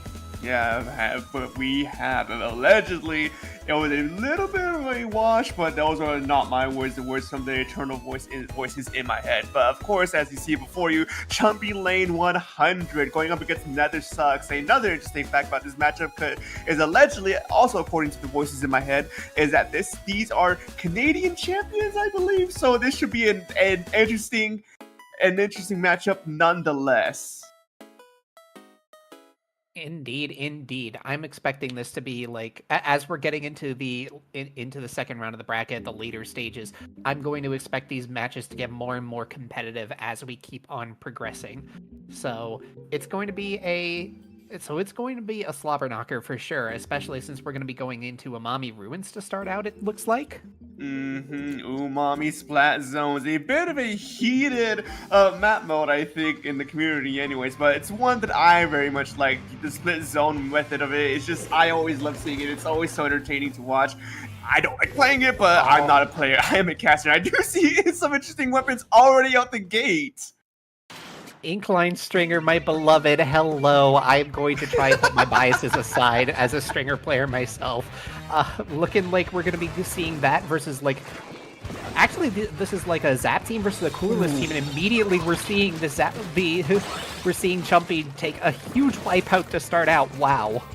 A wonderful opening game for Chumpy Lane. We wipe out right out the gate. That's not something you want to see here for Nether Sucks, but the game's far from over. Yeah, we do see the Super Subs to come in to foreign Chumpy Lane in order to try and slow them down, but they do lose one player, forcing them back up a little bit, paired with the Inksuka and the Tacticooler, I believe. That means that Chumpy Lane, while they did have Cooler online, they're now losing a lot of footing really fast, and Nether Sucks just came in, cleaned them up, and fought back with twice as much power. Well, this is going to be a very fast-paced game, I can already tell, with just scraps happening left, right, front, and center. The Stringers trying to get the dually out from under there, but not really going to be able to get under the wall, as the Stringers not quite able to shoot at that angle terribly well. Things are slowing down as people are building specials right now, but with the Cooler, I'm expecting this to change right now. Specials being built from both sides, being ripped right out of the gate. Super Chops, Tacticooler, Ink Strikes, Crab Takes, everything's being used all at once, and it seems like Chumpy Lane is the one who comes out on top here with 3 down almost immediately, and with both of these zones being captured here, they're going to be the ones on the aggressive here to try and make sure that Nether Sucks don't get the opportunity to properly regroup once again, especially with the Decapitator taking one last stand before they have to inevitably retreat here. It's going to be a tough game to try and fight this out here, as Nether Sucks, while they do have a lead, it's a bit of a hard uphill battle here, but no, one does go down from Chumpy Lane. This could be the ship they need. The Tri-Stringer going down is actually pretty big because the Tri-Stringer accounts for a lot of the paint output on Chumpy Lane's team. However, the rest of the fighting power on the team is making up for it, and this is looking like it's going to be a hold, albeit a messy one. But Chumpy Lane does come out on top once again. Lead almost good as gone. Crab tanks galore as they get canceled out by the roller here. And with Tactical online, they can keep going on their rampage as lead gets swapped. 44 points and counting. Nether Sucks needs to do something here and now if they wish to stay alive in this game for a little bit longer. 2 minutes, 45 seconds remaining. That's not a lot of time to work with. Not for the timer left in game, but the timer points left for this zone. As now 24 points and ticking. 2 down for the Chumpy Lane, though, means that Nether Sucks has another opportunity to stay alive for a little bit longer. Cycling the crabs between the dually and the splash, they're able to put out a whole ton of long-range pressure over a huge period of time, and just, well, one splat bomb ends up kind of undoing a little bit of the pressure they would have otherwise had, but it is going to still be enough of a hold to at least wear down some of the penalty as Chumpy now comes back with their own stuff, canceling the crab. Oh, that's a big cancel from Chumpy Lane. That crab take going down almost immediately. It means that they lose a lot of holding pressure here from Nether Sucks. As now they go down another player. That's 2 down in the delayed 2 down scenario, and a fall off from Nether Sucks. Not what you wanted to see. As Chumpy Lane tries to retake mid here, but no, there's another crab take in mid once again, and they're 2 down. They 1-for-1 trade. It's a bloodbath here on mid. Oh, what is even happening? This is... I don't know how we could say that we could hate Umami Ruins after action like this. Crab Tank going to end up finding a pick here. Going to continue finding a second one. This is an immense amount of pressure. This is going to allow NetherSucks to completely get rid of their penalty and start taking down their timer now, while pushing up with an aggressive hold with the bubble, getting them a lot of space. This is a very good shift in tides for NetherSucks. CHUMPY lane struggling to actually break through this wall that NetherSucks has here, but 2 specials on being used almost interjunctionally means that they're going to try and break through this offensive pressure, but no, lead gets swapped. They are still not past NetherSucks. They barely managed to contest 1 zone, but the damage has already been done. 12 points ticking, 2 players left in NetherSucks. If they can hold on just for a little bit longer, they can take away this game here with only 5 ticks remaining, but no, CHUMPY lane still managed to get the zone in the nick of time, saving them alive for a little bit longer with a hefty penalty points though. This is an uphill battle for them. This is an amazing clash of strategies right now. The immense fighting power on CHUMPY lane's side allowed them to basically skip the second fight that I would have assumed that they would have had to fight, given that this is Umami Ruins. And clashing with the double crab, able to hold so effectively, but not quite effectively enough when you've got a Carbon that seems to be cracked out of their mind right now. Yeah, that Carbon's really doing a lot of work for CHUMPY lane, but it may not be enough at the end of the day. 15 seconds remaining. NetherSucks has majority control over the zone right now, but 2 go down to what I think was the dualies right there, and those could be 2 integral picks here, as we almost might be able to kick it into overtime if CHUMPY lane can gain control both zones in time, but no, with only 2 zones in neutral state, this first game is going to go to NetherSucks. Absolutely incredible effort there. The two zone nature of the map, unfortunately, not going to allow for an overtime, but that was a very, very closely fought game. It really could have gone either way if any of these defenses ended up changing, like, at any point. Oh yeah, no, definitely. CHUMPY lane, they had a phenomenal opener on their side, but NetherSucks managed to keep their cool there and not let it get to the best of them, and were able to bring us back all the way to virtually what was almost an overtime scenario here if CHUMPY lane was able to get that other zone, but unfortunately that is not the world we live in here. The world we live in here is where NetherSucks stays out on top with a pretty sizable, almost a pretty decently sized lead there. I think there's only a 20-point differential between the 2 teams at the end there, but man, this still is going to be an interesting set nonetheless. Only 1 game in our best of 3. Heading on to our next games will be Humpback, Pumpjack, Rainmaker. I'm really excited for what these teams are going to be bringing up next time around, because both of them ended up showing some really creative team building strategies going into there. CHUMPY lane showing up with a Zap Cooler and having the Inkling Tri-Stringer paired with the Vanilla Slosher in order to have some incredible burst painting opportunities with their 2 specials, while leaning on the killing power that Slosher already has, as well as the immense aggression that a Carbon can bring to the table, alongside with the retake that Bazooka has. Meanwhile, on the side of Nether, they had a double crab comp with Rain to help support them and keep them alive, and they had the bubble in order to take space with the Decapitator. No cooler whatsoever. If they get into advantage, they should be able to hold for much longer than most other comps that I've seen. Very interesting ideas, and I'm really interested to see if these kinds of ideas are going to be seen in this next map. Yeah, I genuinely couldn't have said it any better with what you just said. I genuinely do agree with a lot of what you said. I do like a lot of these weapon calls, but what I specifically like about Humpback Pumpjack is the fact that there's so many ledges, there's so many just little nooks and crannies and just different elevations. It really is what I like to say. They're the rattiest map of them all here. So things like blasters and buckets and rollers, they really feel at home here. And so I would be genuinely surprised if we saw that Carbon roller or the Slosher switch out here. But I highly doubt it, considering how in favor those weapon types are here on this map. I could potentially see it. I could potentially see them changing. I feel like maybe given the name of the comp, though, I have a feeling this might not be the end of Super Chumps that we are seeing. I'm just saying. Even in Rainmaker, Tri-Stringer is pretty alright because of the object damage it can provide, but we'll see what ends up happening as we're loading in. It really did take me this long to just put up Super CHUMPY lane and Super Chumps here. So yeah, to no one's to maybe some surprise, we do see the Super Chumps get swapped out to the Killer Woe version of the Stringer.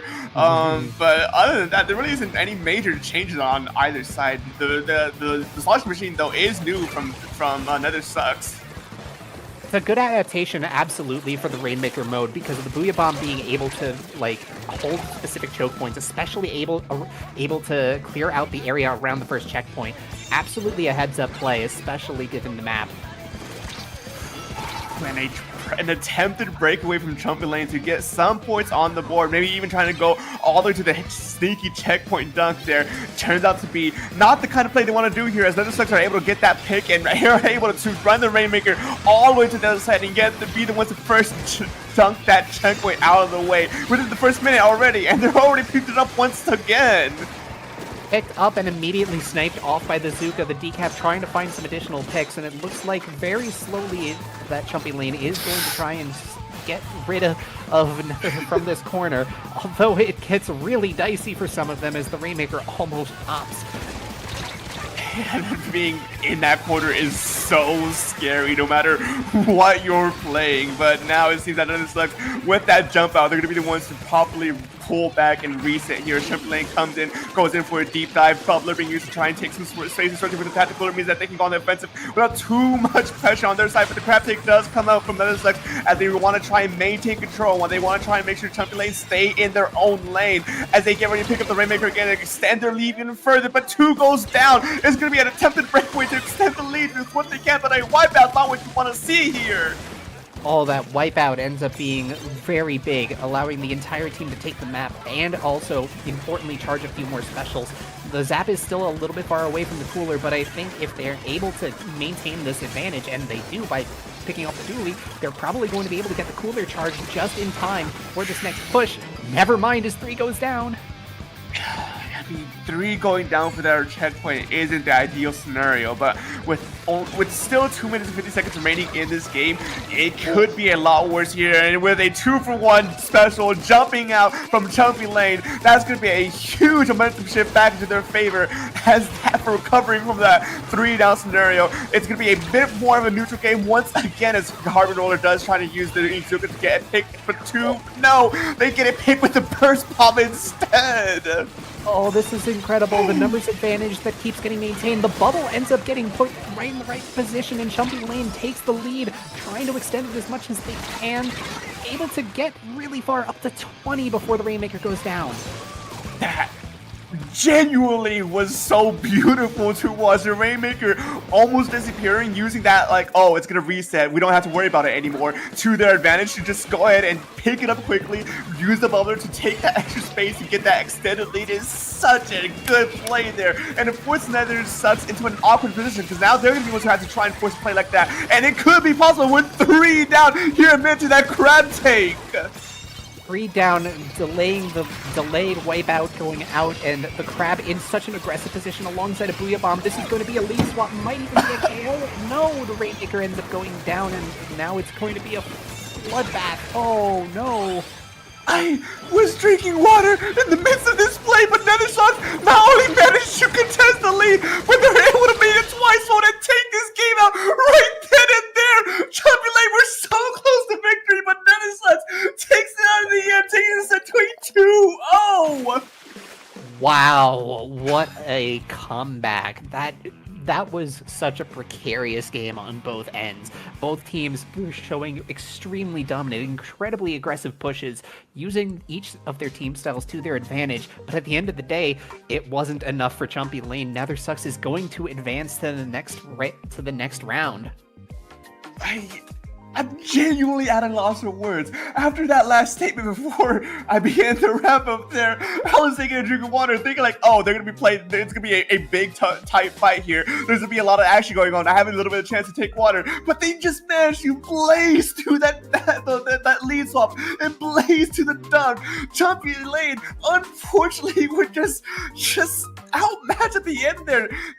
They had so many good moments in that game too. That's unfortunate. Nether Sucks, they just kept their cool, played it slow and steady, and knew exactly when to strike and when to strike hard. Struck so hard. That last push ended up being so crucial because they ended up getting the delayed wipe. They were able to push up to the checkpoint into that elbow without any contesting of their specials. So they were able to just utilize all of them in order to catch the respawning Chumpy lane and just completely wipe them out again to secure the KO. It was absolutely textbook punish. And it looks like we're going to be jumping right into another round from the sound of it. Yes, no time to really recollect ourselves with what we just witnessed. Not the Suction Chumpy Lane, what a beautiful set that was, and it is unfortunate to see Chumpy Lane go so up early, but no, we have another set heading to you right now, folks. A warrior-filled matchup I see as BULDAK Warriors goes up against the Weekly Warriors. Yeah, it looks like it's going to be a clash of the warriors. I don't know. I guess we're playing PvP now. MMO joke. Let's go. And it looks like now that we're in round 3, we're going to be going to best of 5 now from here on out, starting out on Hagglefish zones. A best of 5, meaning these two teams have just a few more games, 1 or 2 more games to try and wiggle out that victory. And so I'm eager to see a longer set here, a longer, more entertaining block here. As our first stage, it's a classic, a tried and true favorite here in the community, Hagglefish Market Splat Zones. I usually like to think of Hagglefish Zones as being like your fundamentals test for Splatoon 3. It is absolutely textbook for Splatoon 3 map design and just the flow of the game in general. So it usually ends up, like, in my opinion anyway, that it is just how good is your strategy and will it succeed against the opponent, and the map doesn't really have as much of a factor in this one because this is what I would consider the default map for Splatoon 3. Yeah, it's very true on that end. The map, well, it can be a bit lockout heavy at times. The map, just the whole map in general, there are a decent amounts of elevations and those 2 side lanes to flank around, where it's not an oppressive feature of these maps, more something as a tool to try and play around your enemies. It's not necessarily something that, like, something opposed to, like, maybe Flounder Heights, where the elevation really is the key there. Here, the elevation is a part of the map, yes, but it's not necessarily a key, but more so a tool for you to try to use in your advantage and try it to abuse it against your enemies. It's really more that, like, there's not really too many weapons in this game that, like, necessarily struggle on Hagglefish. Like, all of them can find something about the map that they can use to their advantage, and that's what I like about it. It still doesn't hold a candle to some of the other great maps from previous games. I'm going to show my Reef bias very hard right now, but it is good for what we've got, and I am very excited to see how these two strong warriors are going to be able to brawl it out on this battlefield. Yeah, I will be very disappointed if both of these two teams just ended up having the most passive playstyle you can imagine here in this scenario. You are named the Warriors. You're supposed to go with a name like that. I'm expecting you to just hold forward and go all in. And a weapon that might help with that is that stamper there. And a weapon that I like to see as well, my tried and true favorite class, is the custom blaster. Oh, this is going to be interesting. We have a clash between what I would consider a much more standard comp from the Weekly Warriors and the BULDAK Warriors, busting up the Sploosh and Custom Blaster for this and getting a really early lead, immediately surging forward with 2 down on the side of Weekly. Yeah, already showing who's the dominant Warriors in this scenario. BULDAK just going in with a huge opener, getting pick after pick after pick. Weekly are struggling, they're staggering, as now BULDAK is taking a good hold here to try and lock Weekly out. The crab take comes out to try and maintain some semblance of control here, but no, it gets popped instantly. And thanks to it, can only see with that hammer that actually popped it very fast here, as the BULDAK Warriors are still holding strong here in mid. They're holding strong, very slowly trying to gain space, but we're already down to 40, and the 52 is kind of stuck over here in this corner right now. The Sploosh ended up going down, but right now things are just kind of holding fairly neutral, neutralizing the zone, slowly pushing BULDAK out, but we're going to see if that ends up going into a retake as the crab comes out.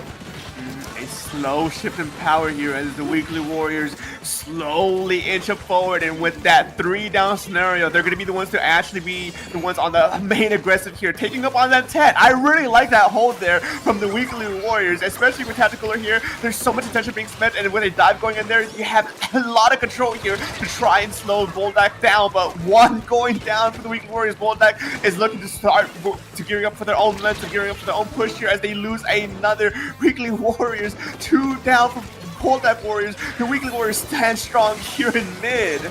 This is really good for Weekly right now, but the BULDAK Warriors are not out of this yet. The Blaster trying to open up something right now, give the team time to get some more space, but a lead swap happens. The crab gets popped. There's only a cooler on the enemy side right now for BULDAK. This is a very dangerous situation here. BULDAK does not have a lot of time. They have to contest the zone now if they want to stay alive in this game for a little bit longer. That one pick is going to be crucial here, but no, it was not enough. Weekly Warriors were able to come back in the nick of time there and just hold it strong and ride it out from 100 to 0. Once again, I am impressed with both teams. I really like the idea behind both. We have your much more standard pencil comp that's rocking up with the 52, with the Stamper, lots of long range damage, and the Splash in order to have some pressure, have another extra anchor in the form of the crab, able to really show just how well you can hold by just popping a crab and sticking it into mid. And there's not really much they can do about it if the E-leader can't get a shot on the crab. Yeah, I mean, coming back, I don't like that name. Voices in my head, I do not like that name that I'm seeing here in our game. But to bring it back a little bit, the thing I did realize from those team comps here is that the BULDAK Warriors a lot of their weapons are a lot traditionally more slower weapons. Pencil, you have the Stamper, you have the 52 gal. It holds nothing to account of to something like this, especially to the Splasher. Not the Splasher, the Splush-O-Matic. A very notoriously very fast and a very annoying weapon to fight up against with how fast it can go in and out of the squid in human form. It's such a annoying little thing to fight. So slower weapons going up against Splush-O-Matic, that's not going to be a fun matchup here. So here, moving on to Calamity Scorch Gorge, I am eager to see if there's going to be any changes on BULDAK. I could definitely see some. I think the Sploosh was definitely a bit of a heads-up call for the flank, for having some flank routes on Hagglefish. For Scourge, potentially, because I could see the hammer being still used as an entry tool with the recent patch, and with all of this, with everything that's now changed and everything like that, I do understand trying to experiment with Sploosh, which also got a range increase, by the way. It is looking a little bit more viable right now than it has previously, although I'm not entirely sure if it's going to hold a candle to weapons that are able to kill from outside of its effective range, just like the 52 and the Stamper that we already saw. We'll see as we're loading in right now. I really did. I hate that. I still hate that name, by the way. I really did forget that the Sploosh got buffed, didn't I? But, oh god, that was completely out of the equation. I was making my prognosis in between here. But we do see that both teams tend to stick with a few of the same weapons. I do see the paintbrush coming out instead of one of the last previous weapons, and here already BULDAK Warriors just coming in strong against the Weekly Warriors. Yeah, BULDAK coming in with a triple to start things out. Not really respecting the new paintbrush, just going in and just using their speed to their advantage right now. First score goes to them, and the hammer is going to start opening things up. A good opener by BULDAK Warriors here as they get that first power climb into the basket, as well with some additional change here, but it looks like they're back up a bit as the Weekly Warriors gets their footing again, gets their grounding as they are trying to just push BULDAK back as best they can. And 74 off of a single first push, that's not bad. It's a decent push by Clamlet standards here, but now it's Weekly Warriors to try and get this momentum going under, and 3 down, maybe a potential 4th down, but no, the Kraken comes out from BULDAK Warriors and they stand strong here on this map as they get a 2-for-1 special. The defensive value of the Kraken cannot be understated. I completely understand the switch to the custom leader in order to take advantage of it, and as well as the beacons on the map. As long as Scorch BULDAK able to get in and score another clam while they're still retaking mid, putting things, just managing to keep the Weekly Warriors on the back foot for as long as possible. I don't hate this strategy. Yeah, I mean, whenever you have barely time to breathe about fighting your enemies in mid, only to figure out one of your players just goes in on the deep end to try and get those power clams in, or even get additional power clams in, that's gotta put some panic here. But no, Weekly Warriors desperately trying to go in to get some points on their own, but got shut down immediately by the hammer. And now things are back in the neutral state once again, playing it out here on mid. Weekly Warriors does have tactical at the ready though, but it may not be much of value here as they go for a 1-for-1 trade here. Another one going down for Weekly Warriors as BULDAK is just desperately trying to hold on to control here, but being chased down by this Stamper is not what you want. Well, at the end of the day, it looks like Weekly Warriors is going to get their push first started with the Crab in an amazing position to slow down BULDAK's retake, managing to get a couple of picks. Only the Cooler is anywhere near online, so Weekly is going to be able to score for a lot, especially with a power clam jumping in. Yeah, I mean, this is a little bit of a repeat of what we saw in our first game too. BULDAK Warriors got a good opening, a good start to the first half of the game, but Weekly Warriors comes in twice as strong, swinging as hard as BULDAK did. It takes game 2 to another 100-0. Very convincingly managing to take care of BULDAK a second game in a row. I am actually starting to pick up on like a big weakness of BULDAK's comp. While they're able to play to a very aggressive strategy, they are unfortunately lacking in a whole lot of options to just retake aside from just going in there with Cooler or getting a lucky hammer throw. Their special lineup is not really geared for that. It's basically... So when they're put on the back foot, they are really, really struggling to get out of that, especially given that Scorch does not give you a lot of options to go back in. Yeah, I did notice that too, just how hard BULDAK had it to try and go back into mid, especially with an annoying minutes like that Sploosh was. There's too much to try and think about with the limited options you have on your side, especially like you just mentioned as well, with the limited routes to just get to mid at the very least in Scorch Gorge. It really didn't pan out that well for them here on game number 2. But moving into game number 3, Inkling Art Academy, I do want to see BULDAK Warriors take this to game 3, but that's only on the entertainer side of me. I don't know how this game's really going to go out here after what we just seen in the past 2 games. It's really hard to say. I feel like the onus is on BULDAK in order to try and adapt, especially given that tower control might not necessarily be the right mode for these strategies that they're trying to go for. It kind of seems like they're trying to get into an advantage state and just stay there for as long as possible, but as soon as they're put on the back foot, they've been suffering.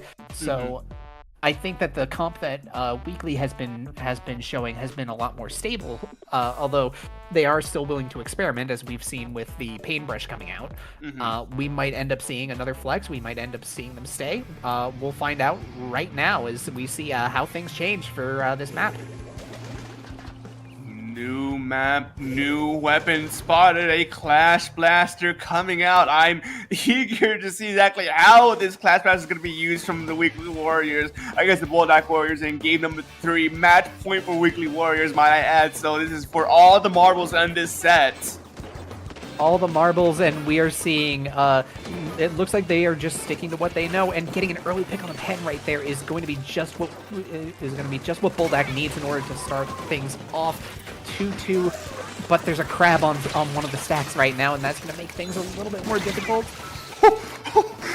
Being shut down by the hammer of that BULDAK Warriors just maintains control at the very least here in mid, as Weekly Warriors are struggling to actually get anything much of going on for them on their side. The Wave Breaker does come out from BULDAK Warriors, but they do go one down to the Stamper, and with the Cooler online for Weekly Warriors, this is their opportunity to especially go down with another player going down. Zipcaster going on the deep end. Can they get this E-Leader out of there? No, they get shut down. Completely shut down, and but the tower continues to move. They're not. It's looking like the checkpoint might fall. Yes, it will at least fall, but now the ball is in BULDAK's court in order to try and get this holdout. But they're losing ground. They're losing team members. They've only really got like so much to work with right now as the checkpoints continue to be under attack. Yeah, second checkpoint is very vital here because heading from that second checkpoint to the third checkpoint, that's when the snowball can really convert into an avalanche for the winning team. But 2 down for Weekly Warriors means that we won't see that just quite yet as BULDAK Warriors stand their ground, gets another pick, 3 down. This is their opportunity to actually to go and move, take the ground they need, and get that tower pushing and shoved to the other side of the map. BULDAK able to come forward. They have a couple of specials about to be online. They've almost got a splashdown. Never mind, the Stamper ends up finding another pick. And two for 1 trade. Very, very good. And that's going to put things right back into the Weekly Warriors. I'm sorry, I'm losing it.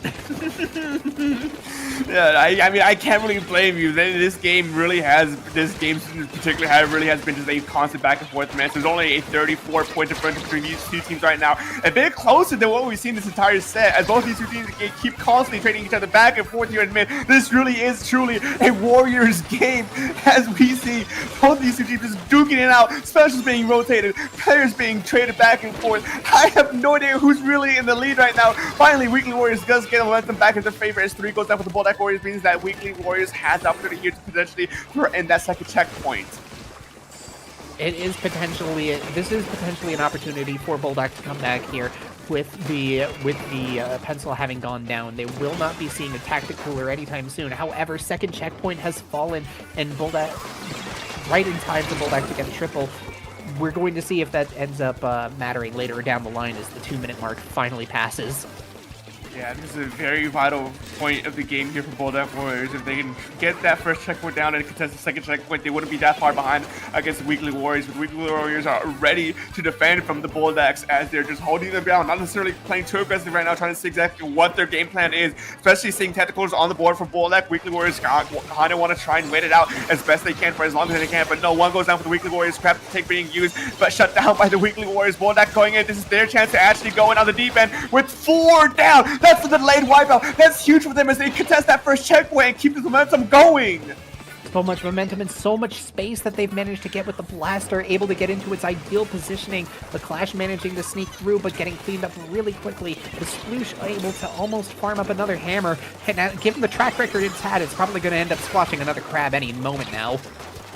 Yeah, the hammer is going to be vital here if they can get pop it in time, but no, they get splatted before they have the opportunity to use it. But the important thing here to notice is that there's only 4-point differential between these two teams right now. But that first checkpoint didn't actually break, so BULDAK Warriors is still behind, and entering this final minute of the game, these trades may not be working in your favor anymore, as you need to make sure you can actually get that tower back to where you just were within 40 seconds. BULDAK needs picks, and they need them now. They only have so much time left in order to finish this up. A trade is not really going to cut it, though the Stamper is a really nice one to grab. The cooler is active. They're going to have to fight through the team multiple times in order to even get close to that next checkpoint, and it's just trade after trade after trade, and it's favoring the Weekly Warriors as long as they keep doing this. Yeah, 2 players now from BULDAK Warriors, Weekly Warriors on the tower, 10 seconds called at this point. I think it's going to have to take a hero play from the BULDAK Warriors to try and stay alive in this game for a little bit longer, and the hero play might be happening as 2 goes down. For many members of the BULDAK Warriors goes in to try and flush out Weekly Warriors, especially with Tactical online, but they're standing on the ground here on this left side crates to try and hopefully stop this overtime victory. 2 down from both sides, and a mad dash from that tower means that Weekly Warriors is going to take this tight game number 3. Much closer, much more difficult game for both sides, but it looks like the Weekly Warriors have proven their might over the BULDAK Warriors. It turns out pacing yourself and only being warriors every single week might be a little bit of an advantage over burning yourself out. Maybe I'm just reading too much into that. I don't know. I don't know. Yeah, I mean, being a weekly warrior in a nutshell really does testament to your stamina, and that may be part of their advantage here, but who knows? I don't know these teams. I don't know these players that well. What I do know is that Weekly Warriors manages to cleaned up the first 2 games, got a bit dicey there at that 3rd game, but did manage to barely squeak out that victory here at the very end against BULDAK Warriors, and they're going to be moving on to winners finals. And I'm eager to see exactly how they're going to be performing here in winners finals against an upcoming set, which I believe we're still waiting on, from Pollo versus Nether Sucks. Indeed, it looks like the score for them is currently 1-1, and their set is still ongoing. So until then, I guess you'll be seeing us again when finals are coming up, right? Most definitely. Yeah, I will be heading to a quick break, so don't go anywhere. Just, use the restroom, get your snacks. We'll be right back after this break.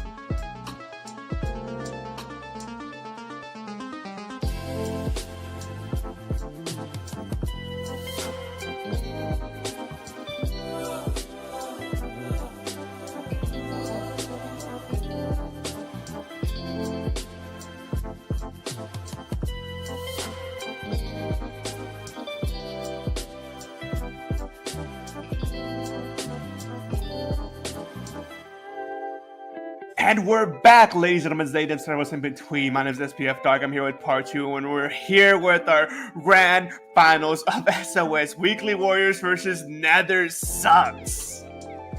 Looks like we're going to be following these teams all the way to the end, and I am going to be very interested to see how these two teams end up clashing with one another, both of them having some distinct styles from one another. And we're going into another best of 5. I'm excited. You excited?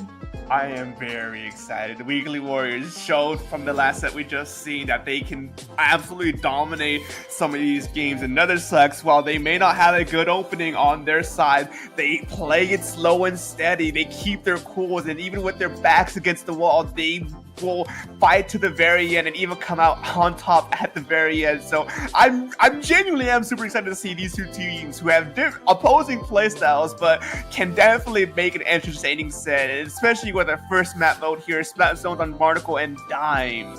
Oh boy, this is another one of those maps that I feel as if is going to be a real test for both of these teams. It is often one of those maps where it could end up leading to a lockout, one of those maps where you kind of have to win 2 fights in order to properly retake, but it could end up also just being another knockdown drag-out brawl. We've seen quite a few of these tonight already. Yeah, I'm genuinely hope this doesn't head into a lockout, because a lockout on this map isn't necessarily as devastating as some of the lockouts on some of the other maps here in this game, but it just kind of doesn't. It's only good for the drama if it's like at the beginning of the game and the other team manages to like come back, break free from their chains, and makes a huge comeback. That's the only scenario I accept lockouts in, because I'm always here for the entertainment. I'm here for the drama, and I want to see these teams really give us the absolute best story they can through the game. Yeah, absolutely. I would love to see a back and forth that goes the distance all the way through Umami, Humpback, Shipshape, and Mahi Mahi. Oh boy, what a map lineup that we have lined up for us. Especially seeing that we're going to be going back to Umami on Clam Blitz and back once again to the absolute chaos that is Rainmaker Humpback Pump Track. Yeah, those second and third games, I'm very much eager to see and witness. Not so much Clam Blitz Umami, but I like Umami as a whole. I think it's a very interesting and neat map, but in order to get to there, you know, we still gotta get through first game. Hate that name, by the way. I will always say it. I'll never stop saying it. Anyways, I am intrigued by the option of Octobrush here from Weekly Warriors. Yeah, we're seeing the Octobrush paired alongside the Splatana Stamper. This is a double Zipcaster team versus the double Crab Coolest team that we saw from Nether Sucks earlier. And right now it's looking like the Weekly Warriors is going to be first one out of the gate with a triple, only trading the Octobrush to start things out. What a strong start. Yeah, a wipeout on the first fight of your game here, and with Tactical and Crafting being used, this is the dreaded lockout we mentioned earlier. Things can be very nasty here if Weekly Warriors can truly play their cards right, but it seems like Nether Sucks manages to keep their cool and fends off this hold here for just a second, just for long enough for them to be able to break free, and contest the zone, trying desperately to paint it over, finally being able to get it over as they give a hefty penalty points to Weekly Warriors. Hefty amount, but able to come back and try and flip the zone. Not for very long, though, as the Zipcaster ends up finding some targets, and it's back in Weekly Warriors control, albeit a very tenuous one, with the Crab holding on for dear life right now as the cooler comes out. I mean, from both sides of these teams, we've seen both teams in this exact scenario before. Weekly Warriors are usually the ones that get a strong opening start and able to maintain that for the most of the game. And Nether Sucks, while they don't have necessarily as strong of an opening start, they keep their cool and play it slow and steady and know how to actually play around their team. And maybe not so much right now as they go down to another wipeout. Weekly Warriors is just not letting it up here as they push up so far ahead, especially with this Crab Dick here to anchor them down. One pick down already. This is not looking good for Nether Sucks. These crab positions continue to be absolutely disgusting, making it really, really difficult in order for anything to get done. But that bubble that the decav manages to put down in order to stall the zone is going to drag the team back and give Nether Sucks some time. However, it seems that something was going on that ended up getting a triple kill. So Nether is not actually going to be taking a retake off of that at all. And that was a very good pullback here from Nether to get Weekly Warriors away from this lockout, but it didn't seem to pan out that well for them on their turn. Now we're seeing them once again try and break 3 for the Weekly Warriors once again, but penalty points is going to score on 3 down for Nether Sucks, and even though Rain's online here on the zone, that's to be a delayed wipeout here, and I don't think there's going to be too much fight left in here for Nether Sucks as they keep going down one by one. They're staggering a whole lot, and with only 20 ticks remaining here for this zone, Weekly Warriors are definitely wanting to try and end this game here now, but 2 goes down with Weekly Warriors to break that 3. Nether Sucks in the nick of time holds on strong. It takes the zone once again, still alive. This is now the position that they absolutely want to be in, cycling both of their crabs and their double and their bubble in order to try and hold for as long as possible. This is the position that they want to be in. They want to hold as steadily as possible. The defense to the offense that Weekly Warriors is bringing. And the important thing is that the penalty points from Nether Sucks were practically non-existent, so this entire time they've been taken away at their actual points, and even though Weekly Warriors has tactical online, they're struggling a bit to break through Nether Sucks now as they're inching closer and closer to that lead swap here. 23 ticks counting, only a few points remaining for that lead to truly swap. It's a desperate fight here in mid to maintain control, to maintain and hold on for a little bit longer, but a wipeout from Nether Sucks means that Weekly Warriors are still at the advantage here with only a 5-point differential and heavy penalty points on both sides. This can still go either way. Going into the last minute, we have a true clash with both teams on a precarious front. A long, big penalties, but a long enough hold is going to end up resulting in an almost near guaranteed lead swap with such a small differential. Only a minute left, and oh, this is going to be a devastating hold from Weekly Warriors. Yeah, I think at this point there isn't too much to do unless there's a hero play to take this zone here, but no, just not fast enough. Nether Sucks unfortunately loses this first game here in this grand final set. Weekly Warriors doing a phenomenal job here. This is just a true unstoppable force versus immovable object kind of matchup right now. We are seeing the ruthless aggression of this double Zipcaster comp backed up by Tacticooler, going up against the absolute rock-solid bedrock that is Bubble plus two crabs. That is nothing to shake a stick at, and it's going to be a continuous question as to which style ends up coming out on top as we move into Umami Clams. Which team do you think is favored going into this? It's so hard to say, really. I genuinely do think it's good. The tempo for this game and for the remainder of these games is going to be based on the tempo of the first 2 picks of the game. Weekly Warriors, they were able to get a wipeout within those first 30 seconds of our first game here, and they were able to maintain a lot of control. And yeah, even though historically from what we've seen so far, Nether Sucks, they typically don't really have the strongest openers on their side. They really become their strongest once the game gets going and they fully are aware of what the game plan should be. Weekly Warriors, their strong point is their opener and being able to hold on for that for as long as they can, for as long as they did. And so if Nether Sucks can actually get maybe the first pick or 2 picks here, they can be the ones who can absolutely maintain control, because they were so close to actually keeping Warriors locked out long enough that the lead got swapped in that tie scenario at the end from last game. You could see at the very when Nether Sucks actually managed to get their hold in, they were almost impossible to get rid of. It took a really good hero play in order for that opening to come up. We're going to see the adjustments. Now we're back on the sploosh, and it looks like nothing else is changing. That is, I do like calls like this where you're that confident in your own comp that you're like, no, we don't really need to change too much here. I know that Sploosh is new here from the Warriors side, but across the board, everything else is still relatively the same. And man, oh man, both teams are duking it out here in mid, trying to see who can get at that first 2 picks. And as I said, Nether Sucks, it's important that they do get these first 2 picks here, and they do get that 1-for-1 trade at the very least. Crab Sticks coming out on mid. It is still anyone's game, but out of nowhere, Weekly Warriors comes in from the back end and gets the first power clamp in.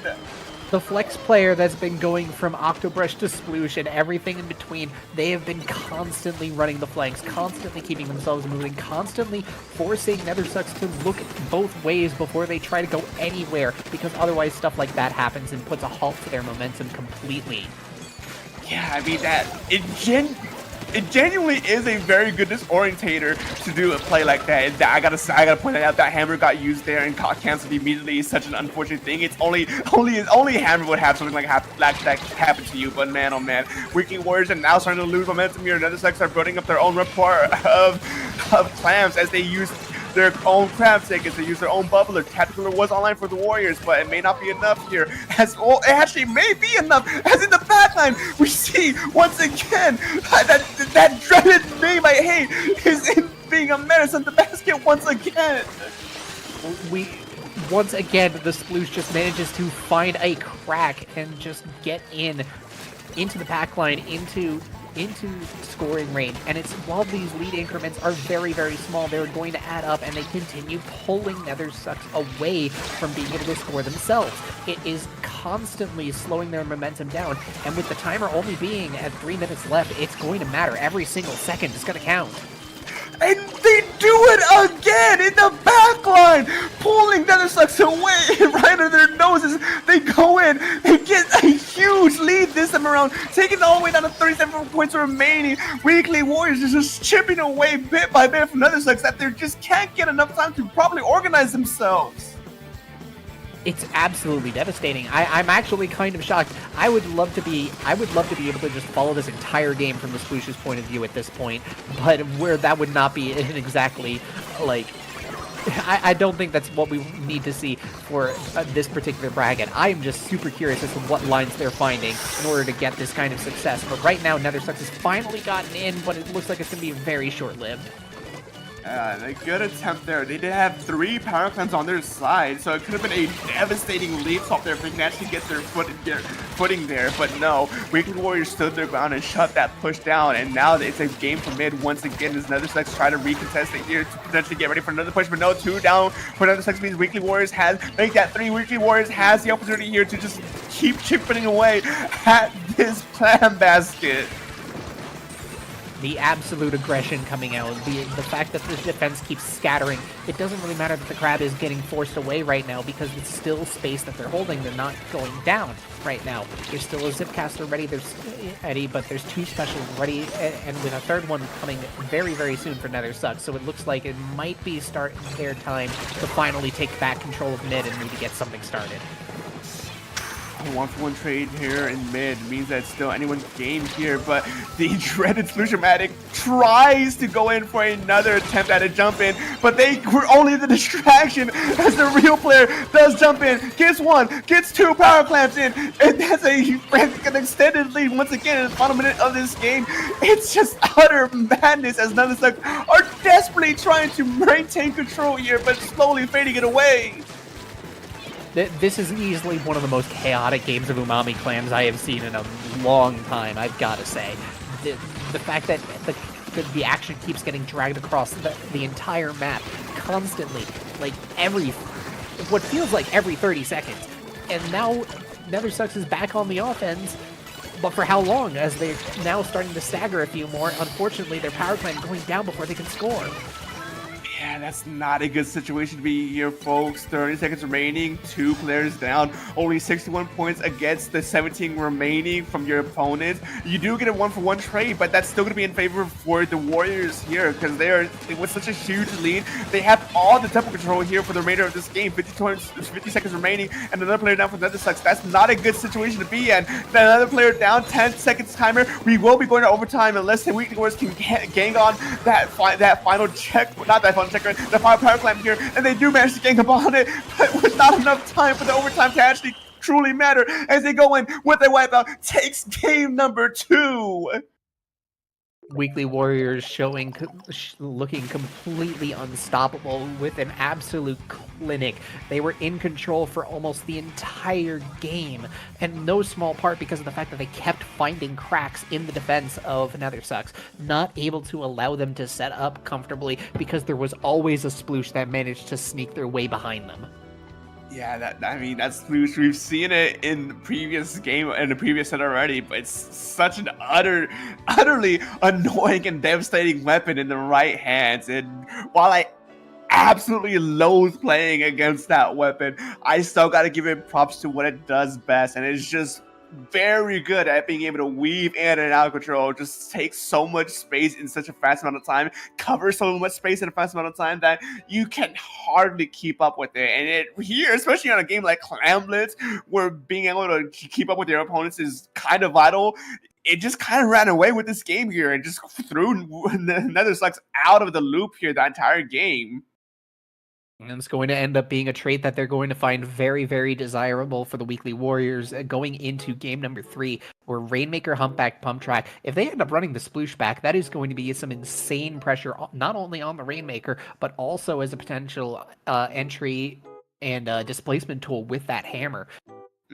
Yeah, I mentioned it before, and I'll mention this again. I think Humpback Pump Track is one of the rattiest maps in this game, especially with a weapon like Sploosh-O-Matic that's notoriously known to be just an annoying little rat. I genuinely would be surprised if we don't see it here. Like, I feel like it's built to be just so much of a nuisance here, especially with how effective they've seen it in the last game. If it's not here, I resign. Like, what good am I? See, there we go. I'm not even worried. Oh, but we have the edit and the carbon coming out with a machine being flexed to as well on the side of Nether Sucks. So we are going to be seeing a much more different matchup going in. I just realized, I think that Sploosh-O-Matic is running Ninja Squid, which might just cause it to be an even more of a just little... Yeah, they have Ninja Squid, so Nether Sucks definitely are just being blindsided by the Sploosh-O-Matic so many times in a row here as they go in on the defense to try and get a pick, but they get traded out, unfortunately, here, as both these teams are still fighting out in mid. It looks like tentatively this advantage is going over to Nether Sucks, but the Sploosh has absolutely no chill and just books it for the checkpoint. No regard to anything else. What in the world? Yeah, I think Nether Sucks are really split for attention right now. I'm trying to make sure that they keep the front line stable, trying to keep an eye out on where the potential flank especially going to be. And then Sploosh-O-Matic being Sploosh-O-Matic, you got to be so careful where it is at all times that you could possibly be overlooking yourself. But in the means of me explaining all that, the Weekly Warriors just utterly gut rushes this Rainmaker all the way down to 23 points remaining. Specials being used in tandem to make such a huge opening for them that Nether Sucks are forced to try and pack this up as best they can in a safe route, but it may not be safe as they're one down once again here. Weekly Warriors are backing up to get ready for this counter push from Nether Sucks. Absolutely nasty pincer ends up catching most of the remaining team members, leaving the Rainmaker isolated and under attack from the Crab. It's going to be really hard for them to push through, though it looks like they have a brief opening at least to get the checkpoint, but I don't know how much farther they can get, especially with the splash going down right there, followed by the Nautilus. Yeah, this is a bit of a tight situation here. Nether Sucks are forced to retreat here and use whatever special they can to at least maintain the ground that they currently have. With Tactical online for Weekly Warriors, and you can definitely go on an offensive without too much penalty on their end if they go down just like that Sploosh did. And now we see Nether Sucks are trying to make sure that they can just maintain control of the area. They do have Rainmaker picked up once again, so this could be the opportunity to try to just close that lead down. 35 points remaining on their side. That's only a 12-point differential. Things could very absolutely swing in their favor here if they play their cards right. Going in forward, they barely edge out the lead here in the nick of time as Weekly Warriors have lost the lead. An extremely crucial triple, giving them just enough time to get enough paint in order to get the slimmest lead possible. But now it's the Sploosh holding the Rainmaker, trying to get it back into the Weekly Warriors' control to try and pressure for that KO for another lead swap. And with 2 going down, they're looking really well positioned to do so. Yeah, how the remaining members of Nether Sucks play this out is going to be vital for the remainder of this game. Crab Take and Inkstorm being used to just make sure that they slow Weekly Warriors down as much as they can so they can properly regroup is going to be the right call here as that Rainmaker is forced back into the corner and is dropped. A 1-for-1 trade from both sides of the team. Utter blood being shed here as Weekly Warriors unfortunately do come out on top as Nether Sucks are being forced to scramble to try and get ready for this upcoming push to make sure that they don't lose this slim margin of a lead that they have right now. But 3 down from Nether Sucks means that they can just walk up, swim up, and they wipe out. Means that Weekly Warriors takes their SOS 182. Absolutely putting on a clinic right there. Once again, just seeing a humpback pump track Rainmaker game just be blow after blow, just constantly just trying to one up each other. And at the end of the day, though, there's only so much that the Rainmaker can give before it finally breaks and you're crowned the champion. That set is leaving me lightheaded. Both of these two teams were just putting it their all here to try and win it out. But it's unfortunate for Nether that Weekly Warriors just had the right tools in their toolbox to take this victory home. That Slush-O-Matic really did so much work and so much damage against Nether. Absolutely. I have to say, I have to commend NetherSucks for making it this far, not only just off the back of a coolerless comp, but also one that relied really heavily on having strongholds, being able to cycle crabs with that Inkstorm. It is just a really creative comp, and I'm really happy to see that it made it this far. Even though this was a 3-0, I genuinely believe that this could have gone either way. This was a very, very good set, and honestly, well played to both teams. Yeah, I mean, both teams, you made it this far for a reason. So regardless of the outcome, you still have something to be proud of here with how tonight ended. NetherSucks, second place may not be the first place position you wanted, but you got so close here, and it just says to your skill that if you made it this far, you could just take that extra inch to really finalize your first place podium. And Weekly Warriors, you guys were an absolute menace here tonight with just playing around that Slush-O-Matic. I genuinely was getting lightheaded trying to keep track of all that you guys were doing tonight, and a good showing for both teams, and I cannot say it enough how much of a entertaining set this was. Yeah, absolutely. This was a really good note to end out on. Kind of a shame that we didn't end up going the distance, but honestly, with the quality of the matches that we ended up going, it was perfectly. I am perfectly happy with this. This was a really good showing for both teams. Yeah, a good showing, not just for this set, but from tonight's stream. Kudos to everyone showing out, playing the game, and placing where you did. And man, oh man, what an interesting set that was, and what an interesting block that was. But as folks say, all good things must come to an end, and that's not going to just wrap up our block here. That's going to wrap up our stream here tonight. So anything you'd like to say, add, or plug in part 2 before we wrap up? Hi. You can find me over at twitch.tv/part2sr. I speedrun things. Dark, where are you at? You can find me at SPF_Dark on most social media sites. I repost random nonsense from time to time, but you'll most likely hear me literally on a weekly basis, either here at IPL, Dapple Productions, CCA. I'm literally all across the map these days, especially with how much there's going on with tournaments and whatnot. You'll definitely hear me on a weekly basis. But with that being said and done, we're going to wrap it up here, folks. Thank you for coming out. Thanks for hanging out, watching the sets. And we had a very entertaining time today. So just have yourselves a good night. Take it easy. And we hope to see you again next time. Bye-bye.